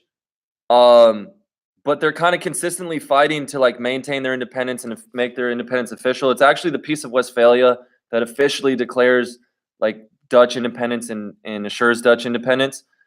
But essentially, like the Dutch Golden Age is like this period of, basically the 17th century, or the 1600s, and really the Dutch Golden Age is brought to an end because of the wars that Cromwell. So the Dutch Anglo Wars, so the wars between Cromwell and the Dutch, and then the fact that like Louis XIV it fights a whole series of wars in the late 1600s and early 1700s, and so like the Dutch having to fight all these wars really not bring a true like end to like the Dutch Empire, but like definitely like the Dutch Golden Age you would want to sort of encapsulate in that time period.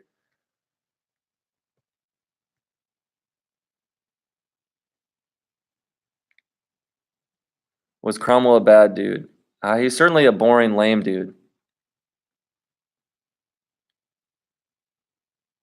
And so yeah, so like Peyton, that's a good way to bridge Tulip Mania into Scientific Revolution. Okay. So Scientific Revolution, all right.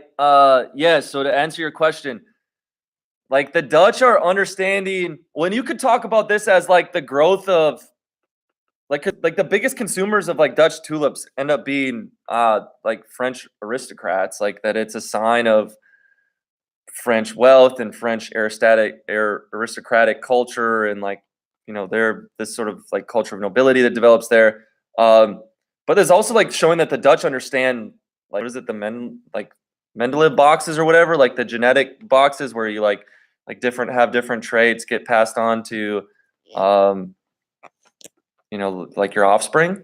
And so if we look at the scientific revolution, though, I think that you would want to absolutely talk about like the Dutch Golden Age having a disproportionate effect on the scientific revolution. Like I said, like the two biggest Protestant universities in the world during this time are both in the Netherlands. Much of the scientific advancements, like I brought up, like Vesalius earlier, is probably like the greatest, like sort of forefather of human anatomy, other than Harvey, who was the one who discovered that like the heart is what sort of pumps your blood through your body, not your liver. Yeah, I did. Sorry. It's Gregor Mendel. There we go. I was close. Wallace, this is all off the top of my head, man. Give me a break, okay? And I am wrong often, but so give all right, so scientific revolution. Don't forget the scientific revolution also grows out of both the Renaissance and Reformation. Okay, so you should be able to connect that all the way back, going with the scientific revolution is like this. One of the bedrocks of this Renaissance period is like the spread of universities, which you got to question about the Renaissance continuity changes. Don't forget that like the spread of universities actually starts happening in the late Middle Ages. And so this Renaissance period and the growth of universities helps kickstart the scientific revolution. You could talk about the Reformation, and that many of the early discoveries of the scientific revolution are essentially like fighting truths that had been established by the church, and like that, like this Reformation that sort of breaks the church's hold on intellectualism, sort of opens up opportunities for scientists to make these discoveries and creates a culture of like questioning the church.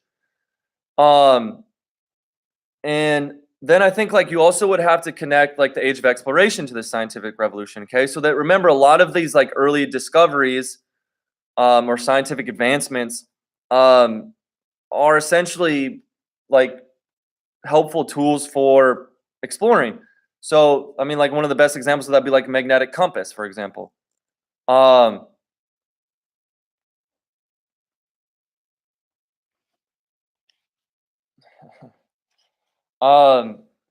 Now look, so the scientific revolution, you definitely want to say, like the first like big advancement of the scientific revolution is Copernicus. Remember, Copernicus is The first one that is going to propose heliocentric theory, even though he can't prove it. And then there's a whole bunch of these middle scientific thinkers. I wouldn't spend a lot of time like knowing like Kepler or Tycho Brahe or any like there are these middle guys. I think maybe Kepler would be interesting because he's the one that discovers that planets move in like elliptical orbits, not perfect circles. But then like Galileo obviously is the most important one because not only does he prove that this heliocentric theory is true, he also is a great example of like the scientific revolution's conflicts with the church and state all in the same sort of point because he gets put on house arrest. So like Galileo is a good example to remember for a couple different reasons. Other important thinkers in scientific revolution, you absolutely want to talk about Cartesian duality, okay?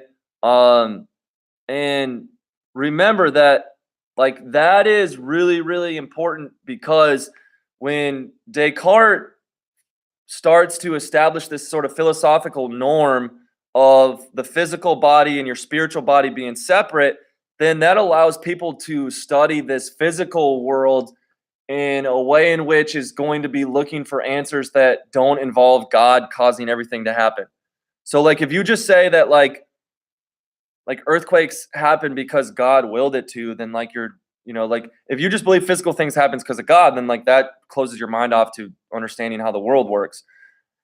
Once people start to believe that like physical things are controlled by physical laws and religious things or your soul and spiritual things are controlled by God, then we can separate the two and like studying this world, studying our physical bodies, studying all of that it's not anti-religious. So it allows these early scientists, these scientific discoverers, these early people in the scientific revolution to really start to deep dive into like how the world works in a way that like doesn't happen 150 years early because like their common explanation is like, well, things happen because God wanted them to happen.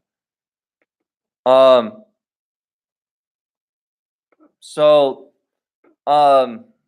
mean, obviously that, remember, don't get fooled in this whole like scientific method was created during the scientific revolution. The elements of the scientific method are starting to get pieced together by Bacon and Descartes, but they're not doing that. Okay, so nobody's calling that the scientific method, and that's like one of those like key examples of how like the scientific revolution is very long and protracted and really drawn out. I mean, shit, you could argue that the scientific revolution is happening in the 1800s with evolution and all that stuff. So like yeah, if you don't show up tomorrow, Wallace, I'm gonna come to your house with a pillow sack full of soap bars and hit you in the face with it.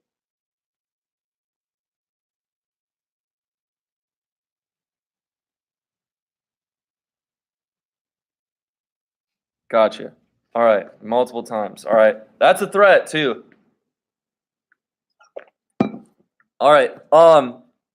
Also, so with the scientific revolution, okay, I think like the best questions about the scientific revolution would be like to identify and explain the connections between the scientific revolution and Enlightenment.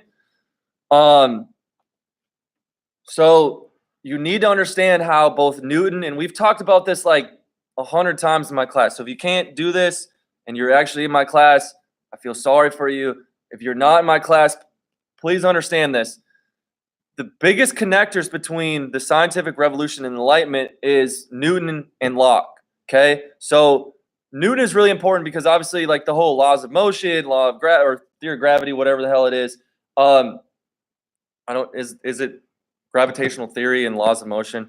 And what's important there is that like not those discoveries in of themselves, but the whole understanding that like Newton establishes that like God created natural laws that explain how things happen in the world. So like when you talk about Newton's effect on the Enlightenment, essentially what the whole story of the Enlightenment is philosophers trying to apply natural laws way of thinking to all sorts of questions in the world. So they're going to try to figure out the natural laws that explain how economics work. Um, and that's Adam Smith, that's Quesnay in France. Um, you know, political scientists, they're not called political scientists at the time, but political theorists are going to try to figure out like what are the natural laws that explain like how government works. And so like understanding that like Newton's discoveries of natural laws that control the most fundamental things in our existence like essentially is like the jump point for which enlightened thinkers are going to try to apply that way of thinking to solve other problems. The second thing that is really important here with Locke, again, Adam Smith wrote Wealth of Nations, 1776. But the second thing with Locke here is that like don't forget about blank. Well, hold on. I'm jumping ahead. Don't forget about the growth of deism. You can essentially like build the deistic religious faith from Newton's whole like cosmic clockmaker thing. All right. So like Newton is both natural law and deism. All right, then go into Locke. Okay, so Locke is the whole like tabula rasa thing. People are blank slates. That's really relevant because remember, is if you believe that people are essentially the product of their experiences, then like what explains, how humanity progresses is like how much we know and how much we can pass on to each successive generation, and that essentially is cumulative, right? Is that like one generation can be better educated than the next, and then they can better educate the next generation. And that what that then explains is that like this Enlightenment belief in progress is essentially going to flow from that fundamental belief of tabula rasa that like humans are blank slates. Our brains are, we are an accumulation of what we experience and what we learn.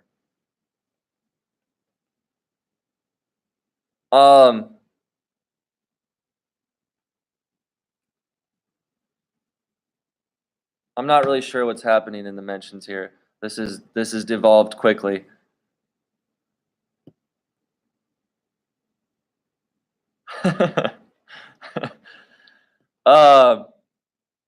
Yeah, I'm losing brain cells too looking at this chat. I'm not sure what's going on. All right. So are we good with scientific revolution? I think like you would obviously want to be able to talk about like women in the scientific revolution.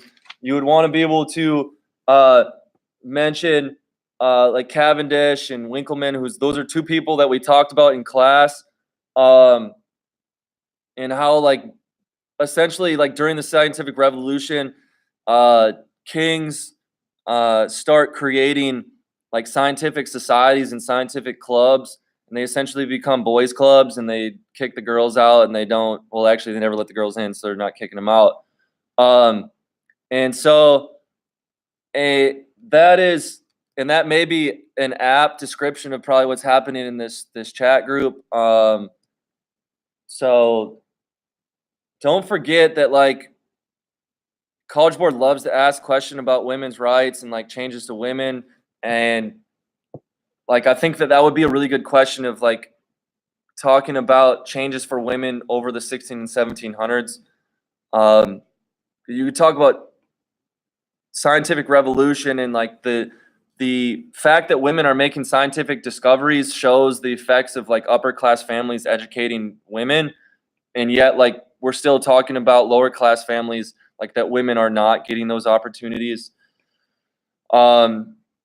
You could talk about then like into Enlightenment.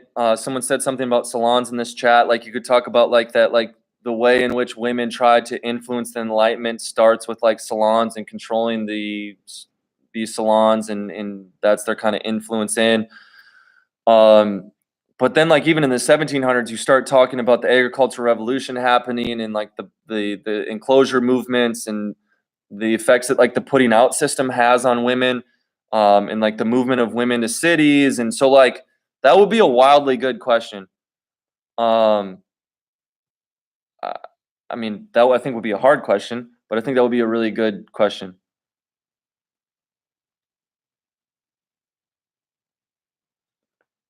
Rosh, when you say that y'all know that cramming info the last day can make you get a worse grade, uh, in 10 years of teaching this class, I would beg to differ, son.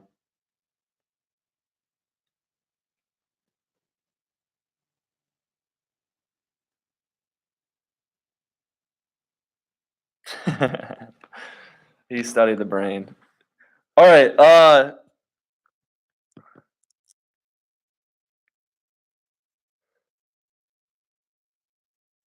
All right. So, what else? Don't forget, okay. So, like, one of the Enlightenment effects of women would, other than Salon, you could talk about Wollstonecraft and the vindication of the rights of woman. You could talk about the lady that um, transcripted Newton's science into the French language.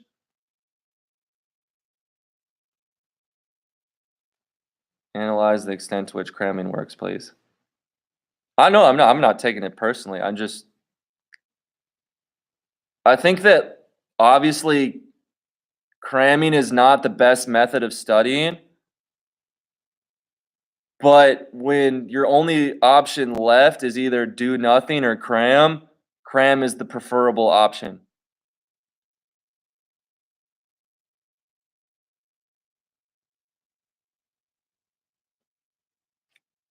How can you ruin it? All right, so let's talk about enlightenment, okay? And I'm just gonna point out a couple things that I think are really important. Um, so a couple things that don't get talked about enough is like the print culture that develops in the 1700s, and I think like the spread of newspapers around Europe is a great example of that. We also see the spread of pamphlets, and we see a general growth in literacy rates all over Europe. I think like the biggest rates of that would be most concentrated in obviously France. And remember, the biggest example of like the growth of literacy rates in France is like the ridiculous subscription rates to encyclopedias in France. Um, but like this whole like print culture is going to develop and spread, uh, most notably in the Netherlands, in England, and in France. Um, and so, although cramming, all right. So yeah, all right. Hopefully, you have some like the whole point of this. Like, if you really have no idea what I'm talking about when I'm talking about this stuff, like it's really going to be probably a long day for you tomorrow. Hopefully, these are things that you have a general familiarity with, and we're just kind of making sure that you don't have any existing questions as we kind of roll through this stuff. Um, but like people you would need to know about the Enlightenment, okay? So obviously, Voltaire is super important. I think Voltaire might best represent like what the Enlightenment is really about. I got to go plug back in. I think that Voltaire might represent best what the Enlightenment's about because he's he's most critical about like religious intolerance, fanaticism, but he's also like kind of skeptical of the general population. So like he is um can I put the pillow behind? Like Voltaire is interesting because he hates the Catholic Church. He hates the fact that they breed fanaticism and superstition and don't promote sort of logical, rational thinking. But he's also really skeptical of the common man. And I think like that's kind of a general trend that we see in the Enlightenment that we don't talk enough about. Like, I mean, even like Immanuel Kant is going to talk about like we live in an age of enlightenment, not an enlightened age. So like the acknowledgement that like, hey, like human knowledge is advancing, but like most people aren't going to be exposed to that. Um, so like I think like that's something like Voltaire is always the one that you need to know. Obviously like Locke, whether you want to talk about Locke and Montesquieu kind of like in the same body because both Locke and Montesquieu are going to make really solid sort of logical rational arguments about why like republican forms of government are the best. And for Locke, like I think Locke is interesting because he's actually going to argue that like people's rights flow from God and that like a government that like any kind of government that exists in the world needs to respect the rights that God grants every person, and that actually starts with Thomas Hobbes in the 1640s, and that's why like Hobbes' conclusion that monarchies are the best form of government isn't radical in the 1640s. It's not, but Hobbes' basis that like monarchies are the best forms of government in the 1640s because they're the best way to protect individuals' God-given rights is super important. So like don't forget Hobbes. I kind of jumped over uh Hobbes and so like we're just kind of put a timeline on this. Like Hobbes is 1640s, Locke is 1690s into the 1700s. So there's kind of like there's 50 years or so gap between the two of them. Sorry, this thing is going so fast. If I like skip over a question, would you consider the skepticism of the common man a form of proto-conservatism? I'm not really sure, Peyton, what you mean by that.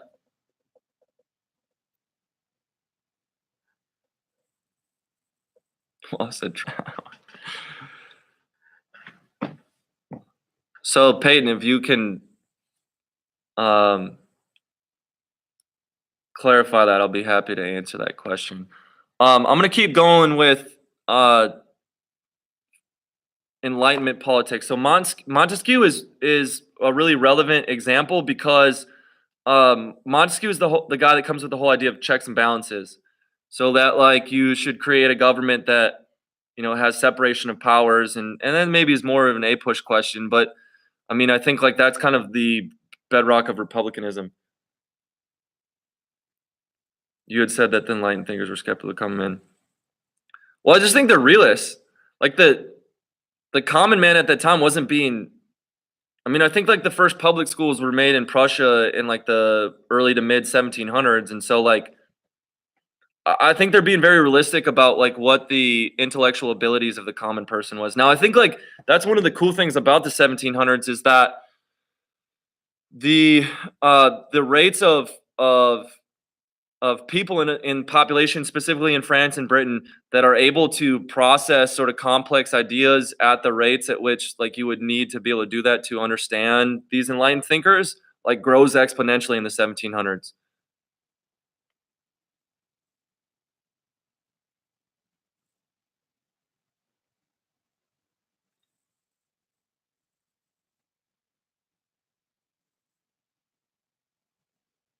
Could we go over at some point, go over LEQs? What do you want to know about LEQs or DBQs?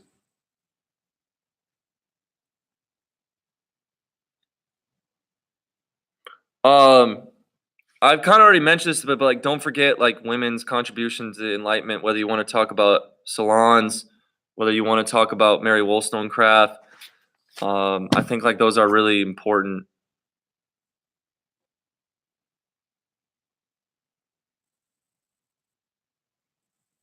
How many paragraphs for your LEQ or DBQ? That depends on entirely how many parts of your argument you have. So you should have it. I think the easiest way to do the questions is like, if you get an effects question, you should either do short-term and long-term effects and do 2 paragraphs, one about each of those, and that helps nuance your answer. Or you should do like most important effects, like most important effect in 1 paragraph, and then sort of lump the next couple most important effects, next important effects into a 2nd paragraph. So I would say that typically my students write 4-paragraph essays because I try to frame their argument around like a nuance. If you get a extent of change question, like you're going to either say there are more continuities or more changes. One of the paragraphs should argue that like there are either more continuities or more changes, and then the next one should say like even though there were, for example, more continuities, there still were some changes that happened in this period, and then you would talk about those in your 2nd paragraph.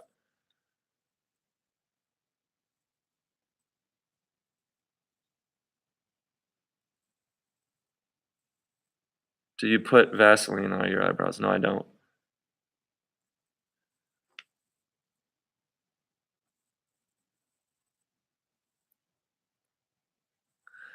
Okay, evaluate the extent to which revolutionary sentiment in Europe between 1815 and 1830 can be considered a pivotal moment. All right, so let's talk about, if we're done with this, let's start talking about 1700s political changes, okay?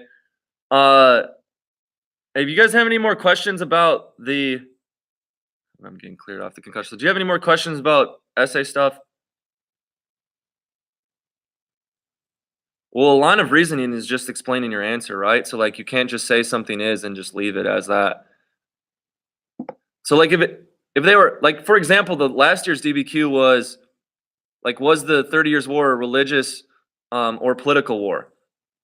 And if you just said that the 30 Years' War was more of a political war and you just left it at that, that's technically an argument, but you have no line of reasoning. You have no explanation. So make sure you have a because in your thesis statement.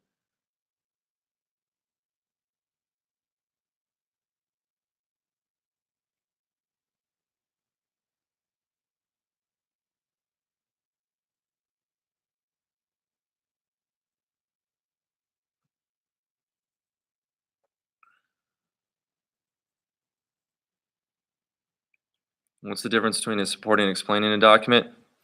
So that first document point in a DBQ is basically if you just include that, if you write anything about the DBQ, or sorry, anything about the document in your DBQ and you do that 3 times, you get that point. It's like the easiest thing in the world.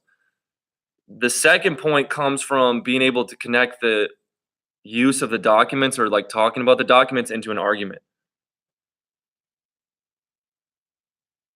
So that point that you get for like the three documents part, I mean, if you just like if you get to the DBQ question tomorrow and you have no idea whatsoever, if you just talk about like create a bullcrap argument that you think may be right, because you can get contextualization just knowing stuff about the time period. So you can get that point. Your thesis, if you have no idea what you're talking about, is probably not going to be right. But if you write a bullcrap paper, you can use like the outside evidence point. So you could get that.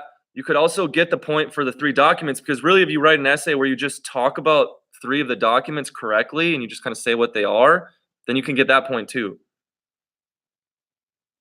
So like, I mean, you could get a 3 out of 7 and not have any idea what you're talking about. Can you say, "Hey Joe"? Hey Joe.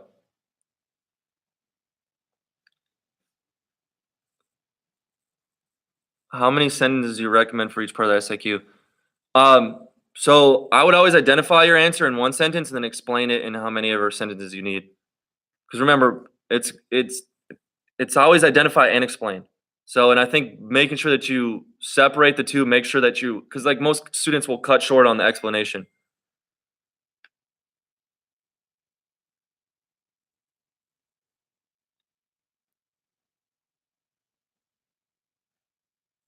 Do I think that my liberal values are falsifying the continuities and nuances in your lecture? Probably. Destin waivers. Do you watch Game of Thrones? Yes, I do. All right, so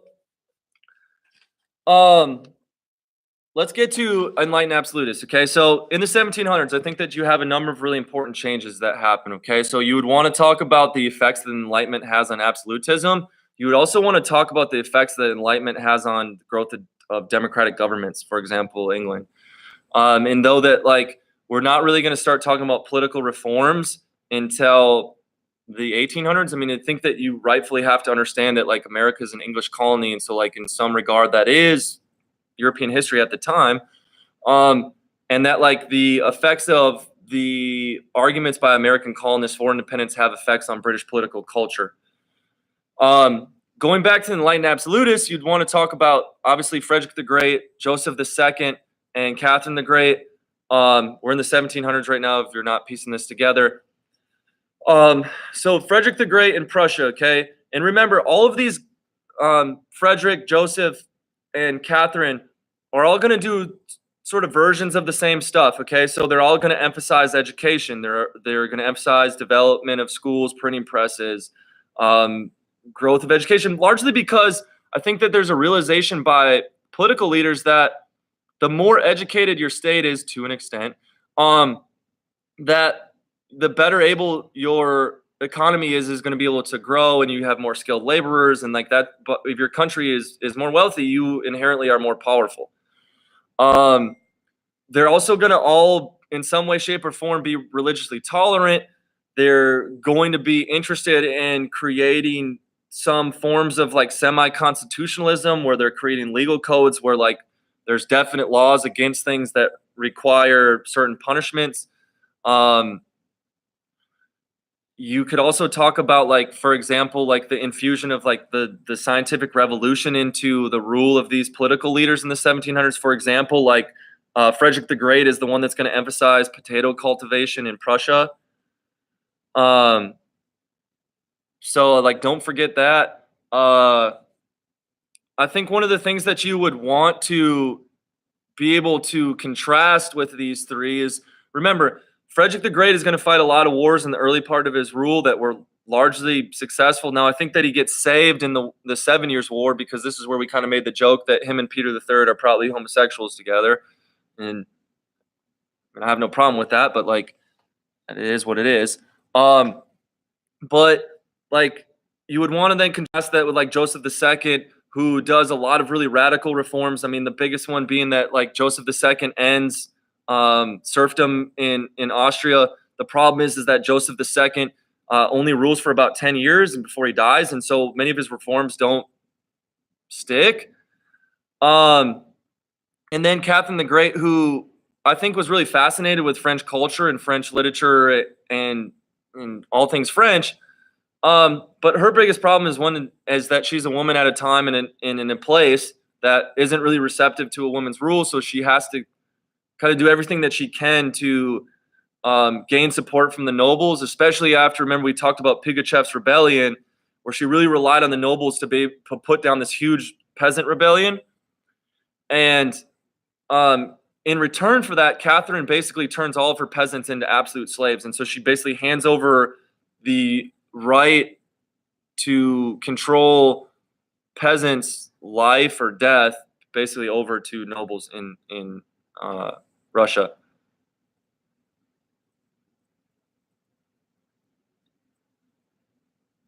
Do I think I hide my intelligence behind big words? No, I don't. All right. Are we good with Enlightened Absolutists? Yes, no, maybe so.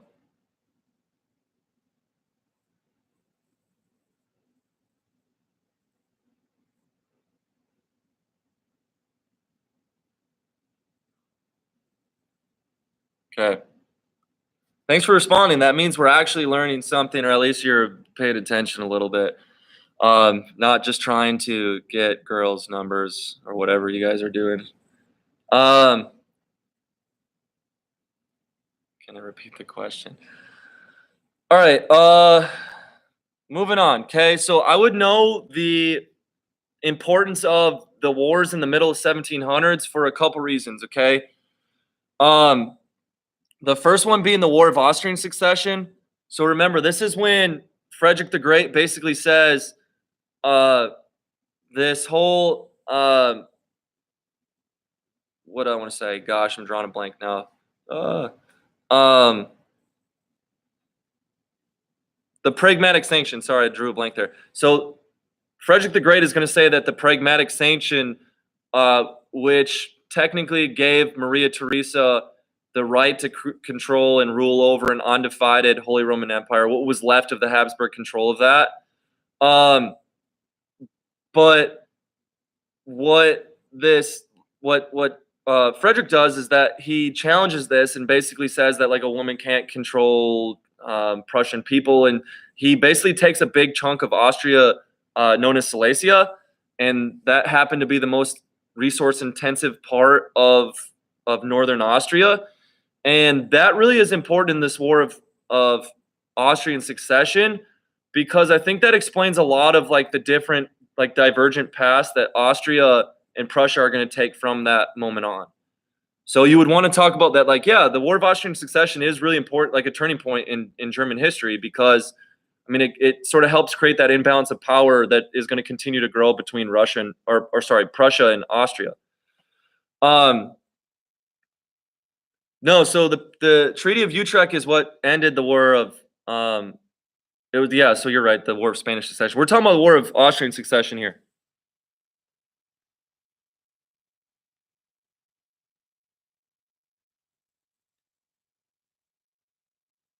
All right. The second war that has a turning point in this sort of mid 1700s period is obviously the 7 Years' War. Okay, and for a variety of reasons. One is Prussia should have lost this war, and I just kind of hinted at that. Um, I mean, France, Austria, and Russia have Prussia surrounded, and then Peter the Third decides that he's going to pull Russia out of the war, and that basically allows Frederick the Great to defeat the Austrians and French. And that's actually why Peter the Third gets massacred, or massacred is the assassinated in Russia, and that's how Catherine the Great becomes queen. Um, the Seven Years' War is probably more important in the big picture because of in the Treaty of Paris that ends this war, is that this is like the point at which the transfer of power or the balance of power in Europe really like moves over to England. And so, the British getting control of Canada, getting the land between the Appalachians and the Mississippi River, the French losing Louisiana, and then the French losing access to their ports and territories in India and giving those to Britain is really, really important. So basically, the Treaty of Paris in 1763, I think is the and I think the interesting point here is like, well, what if Napoleon doesn't lose the Napoleonic Wars? Then you're probably talking about this being a different European history. But this is essentially like the very start of like the building block of the British Empire. Um, and oh shoot, okay. So one thing I didn't mention, and this is going back to the War of Spanish Succession. Don't forget that the Treaty of Utrecht, that was the treaty that ended the War of Spanish Succession, gave the British the right to control the slave trade. So don't forget that. Don't forget that. Don't forget that.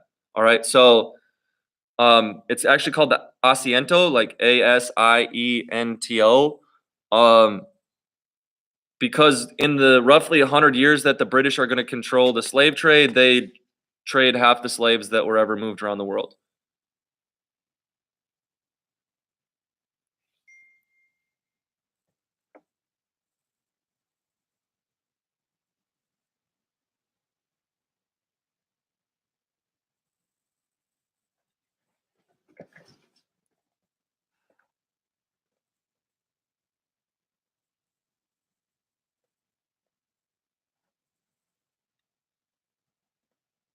Hold on one sec. My wife's texting me.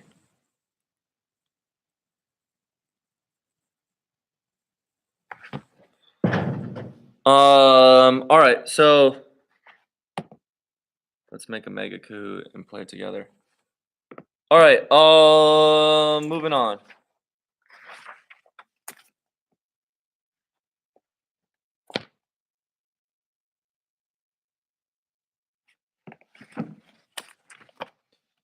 So let's talk about French Revolution. Okay, so these political changes, these wars. You could also, I think, one of you mentioned that these wars and the loss of territory are going to help sort of funnel into the French Revolution and increase French debt. That goes all the way back to Louis the 14th. Okay, so the building of Versailles, these very costly, unsuccessful wars that Louis is going to fight in the late 1600s and early 1700s. And then the wars that the French lose in the 1700s essentially is like we're sort of building this roadmap towards the French Revolution. You also have to understand that like during the 1700s, like the British nobles kind of like dig in against a reduction in French um, royal power, right? So like Louis the 14th is really adept at sort of growing his political power. Um, Louis the 15th and Louis 16th not so much, and so like nobles kind of see that they're more interested in living the good life and than actually ruling. Um, and so like that's important to understand. And then remember, is like this goes all the way back to like you know um, parts of French society where like nobles weren't taxed. Remember this whole estate system where like the first in the states had privileges that included that they didn't pay any taxes, and so like the ability of the French monarchy to raise money was really hampered by the fact that the only people that had money weren't really taxed at all. All right. Um,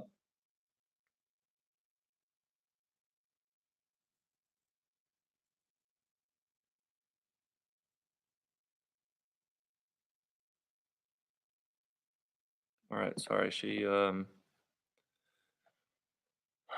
All right. Okay. General States, National Assembly, Directory.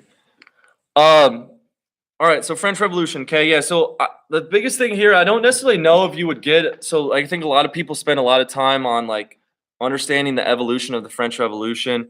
I think it's more important to understand the causes.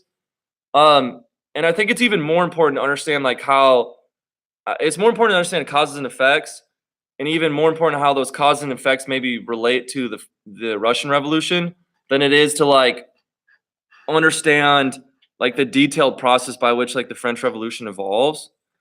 Um, and so like the things that I would talk about here would be, I mean, understanding that like there's some long-term causes that we just talked about, but then like the immediate cause of this revolution in France is because of bread. And it's kind of this bizarre thing that like the instability in the state is caused in these sort of immediate things, but then they're like we've talked a lot about this in class how like the French Revolution when it starts is really like two separate revolutions, and you have this middle class revolution that's happening in the Estates Generale, and it's these middle class people that want like political and social rights that go with the level of their sort of economic success. But it's also like a lower class revolution that's responding to the problems of French society and the fact that there are too many people starving. Um, and so like, and there's instances of both in this like early part of the French Revolution. So um, you have the whole like uh, like the tennis court oath and like the what is the third estate by Absies, and like you have like that's the middle class element of this political revolution where they're like saying we're going to continue to meet as a national assembly until France has a constitution. During the same phase though, like you have a sort of current that's happening in that lower class population that um you can see in like the storming of the Bastille or like the Women's March on Versailles. Like those are lower class like elements of where like the mob kind of just takes over. And there's this interesting sort of like balance that these sort of moderate like middle class revolutionaries will play with like this Parisian mob. Um, I think that like you should see that there are like some similarities there with the Russian Revolution. I mean, like, like Lenin being this sort of like intellectual stimulus to the Bolshevik Revolution, but like, remember, then there are like two Russian revolutions, right? So the first revolution is sort of this democratic revolution because people don't believe that they have like economic or political rights. And they're responding to the frustrations of people starving and being brutally massacred in World War One. So like I think that there are some similarities there. Um, so I guess I'm just gonna keep moving through the French Revolution. I'll kind of try to point out similarities, differences when I can. Um, yeah, I mean, like you could talk about successes of the French Revolution. So obviously the Declaration of the Rights of Man and Citizen. Um, you would want to talk about the fact that like this basically is the French Constitution. So there's like freedom of religion, freedom of press, civic equality. You have a movement for democracy, and you're gonna have voting happening. Um, and so like that's an important turning point. And like I said, I mean maybe that's a similarity with like the first sort of wave of the Russian Revolution that is democratic, and that first revolution is going to happen in the spring, and then the fall revolution is the Bolshevik Revolution. But then the revolution is going to turn more radical, and so like maybe you talk about phases here, and like that's the similarity you could talk about, and the movement of towards this sort of reign of terror, and the Committee of Public Safety and Robespierre getting total control and being like so radically like wanting to be so radically tolerant that they're intolerant of intolerant people. Um, so That's something to be noteworthy of, or pay attention to. Um,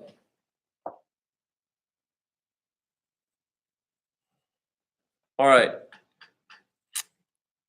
I would also like then you could talk about how like then like the this initial revolutionary period is gonna turn more sort of absolutist. And I think like with the French Revolution, you could talk about like both that Reign of Terror is that, but then like there's this phase of the Directory which is like way too middle ground, and then it's gonna obviously get passed over to Napoleon. Uh, and I think like maybe there's some similarities there with like the transfer of power between Lenin and Stalin later on. I mean, man, I don't know. Maybe that's a stretch. Um, so I don't know. Let's talk a little bit about Napoleon. And actually, I'm gonna have to wrap this up. My wife is beckoning me home. So Napoleon is gonna be the last thing I talk about, even though like guys in class, we'll talk about the 1800 stuff all tomorrow. So let's quickly run through Napoleon's. Okay, so remember, Napoleon is like you need to understand is he's interesting because his rise up through the ranks of the French military is really important because he's not actually French. He's Corsican, so like he was made fun of for his accents, all this kind of stuff. But like his rise to power basically shows um, the effect of the Russian Revolution, or sorry, the French Revolution had on like breaking down that class system and like the way that like French society had um basically like certain people were meant to be in certain places, and like that like the French Revolution kind of opens up opportunities for people that wouldn't previously had opportunities. Um, once he initially is going to be like I would say more benevolent. I mean, you could talk about like the Napoleonic Code being obviously the biggest part of this. Um, so, like, this is going to be equality of all citizens before the law. You can talk about the right of individuals to have more religious toleration. So, he's going to bring back Catholicism. He's going to abolish serfdom and feudalism, individual property rights. Um, he basically maintains that like all people are free and equal. Um, he's also going to be responsible for creating the first national bank in France, which is really important. So like his economic policies uh, in the short run are really like beneficial, and then obviously the continental system is going to fail on him. But a lot of these like reforms that he makes are going to then it's like kind of like very immediate effects are good, sort of middle short term effects are bad, but then like the long term effects really help French economy grow and become more modern. Um, you should talk about Napoleon basically creating the modern French public. He's gonna be really important for like building infrastructure in France. So national roads, bridges, canals. Napoleon does all of that.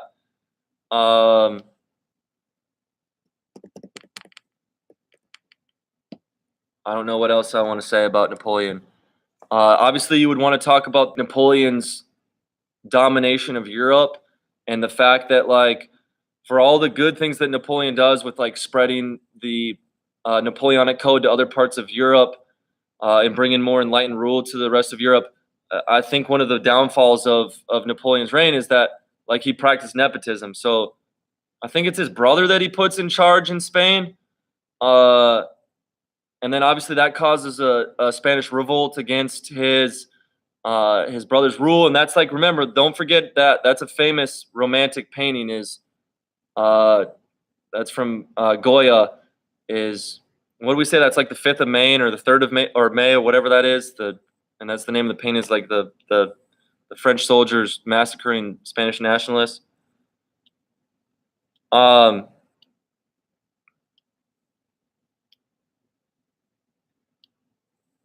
trying to think what else.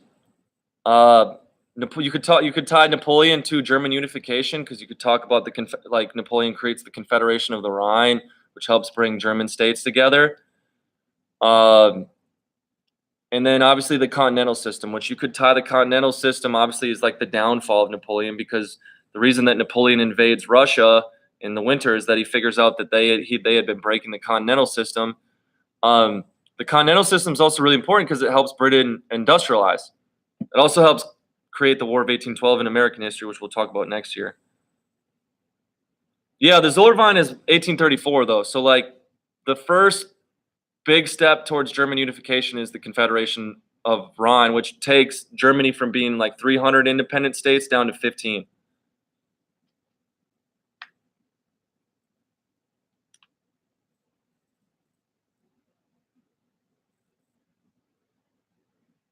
Yeah, I mean, so like with the continental system, what Napoleon is trying to do is trying to isolate Britain, and he thinks that that's going to hurt them.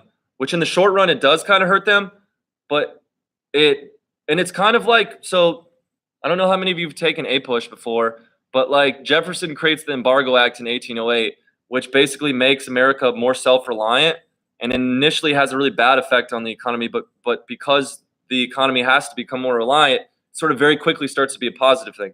And that's essentially what the continental system does, is it forces Britain to become more self-reliant. And if your economy is more self-reliant, that means that you're going to be exporting way more than you're importing. And that ultimately is a good economic thing.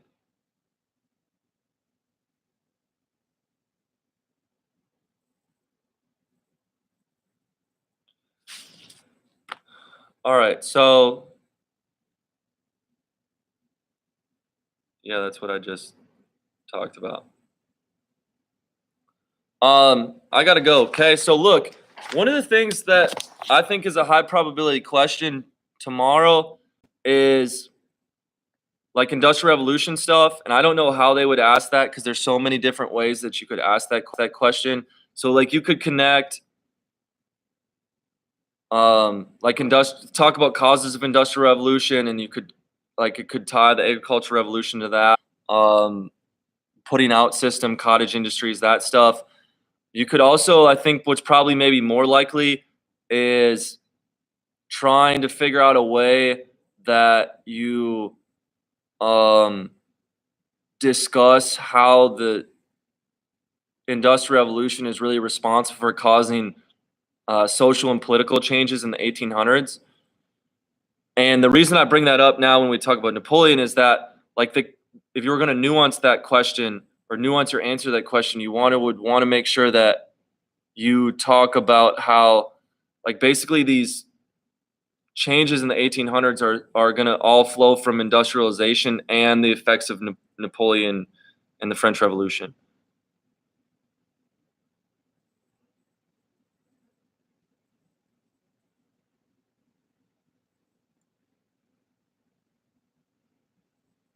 All right, so um, maybe what we'll do is I mean, we can during class tomorrow. I'll pop back in here and we'll get 2 hours of.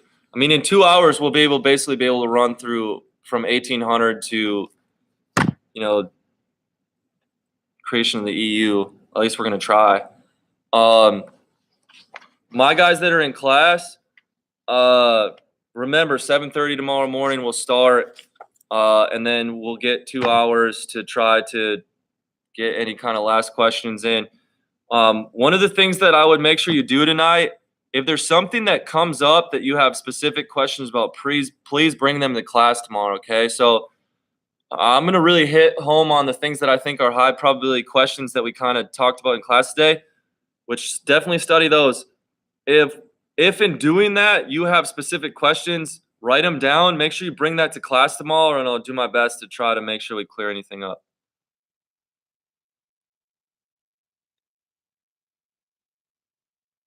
All right. Ciao. This was fun. Let's do it again sometime.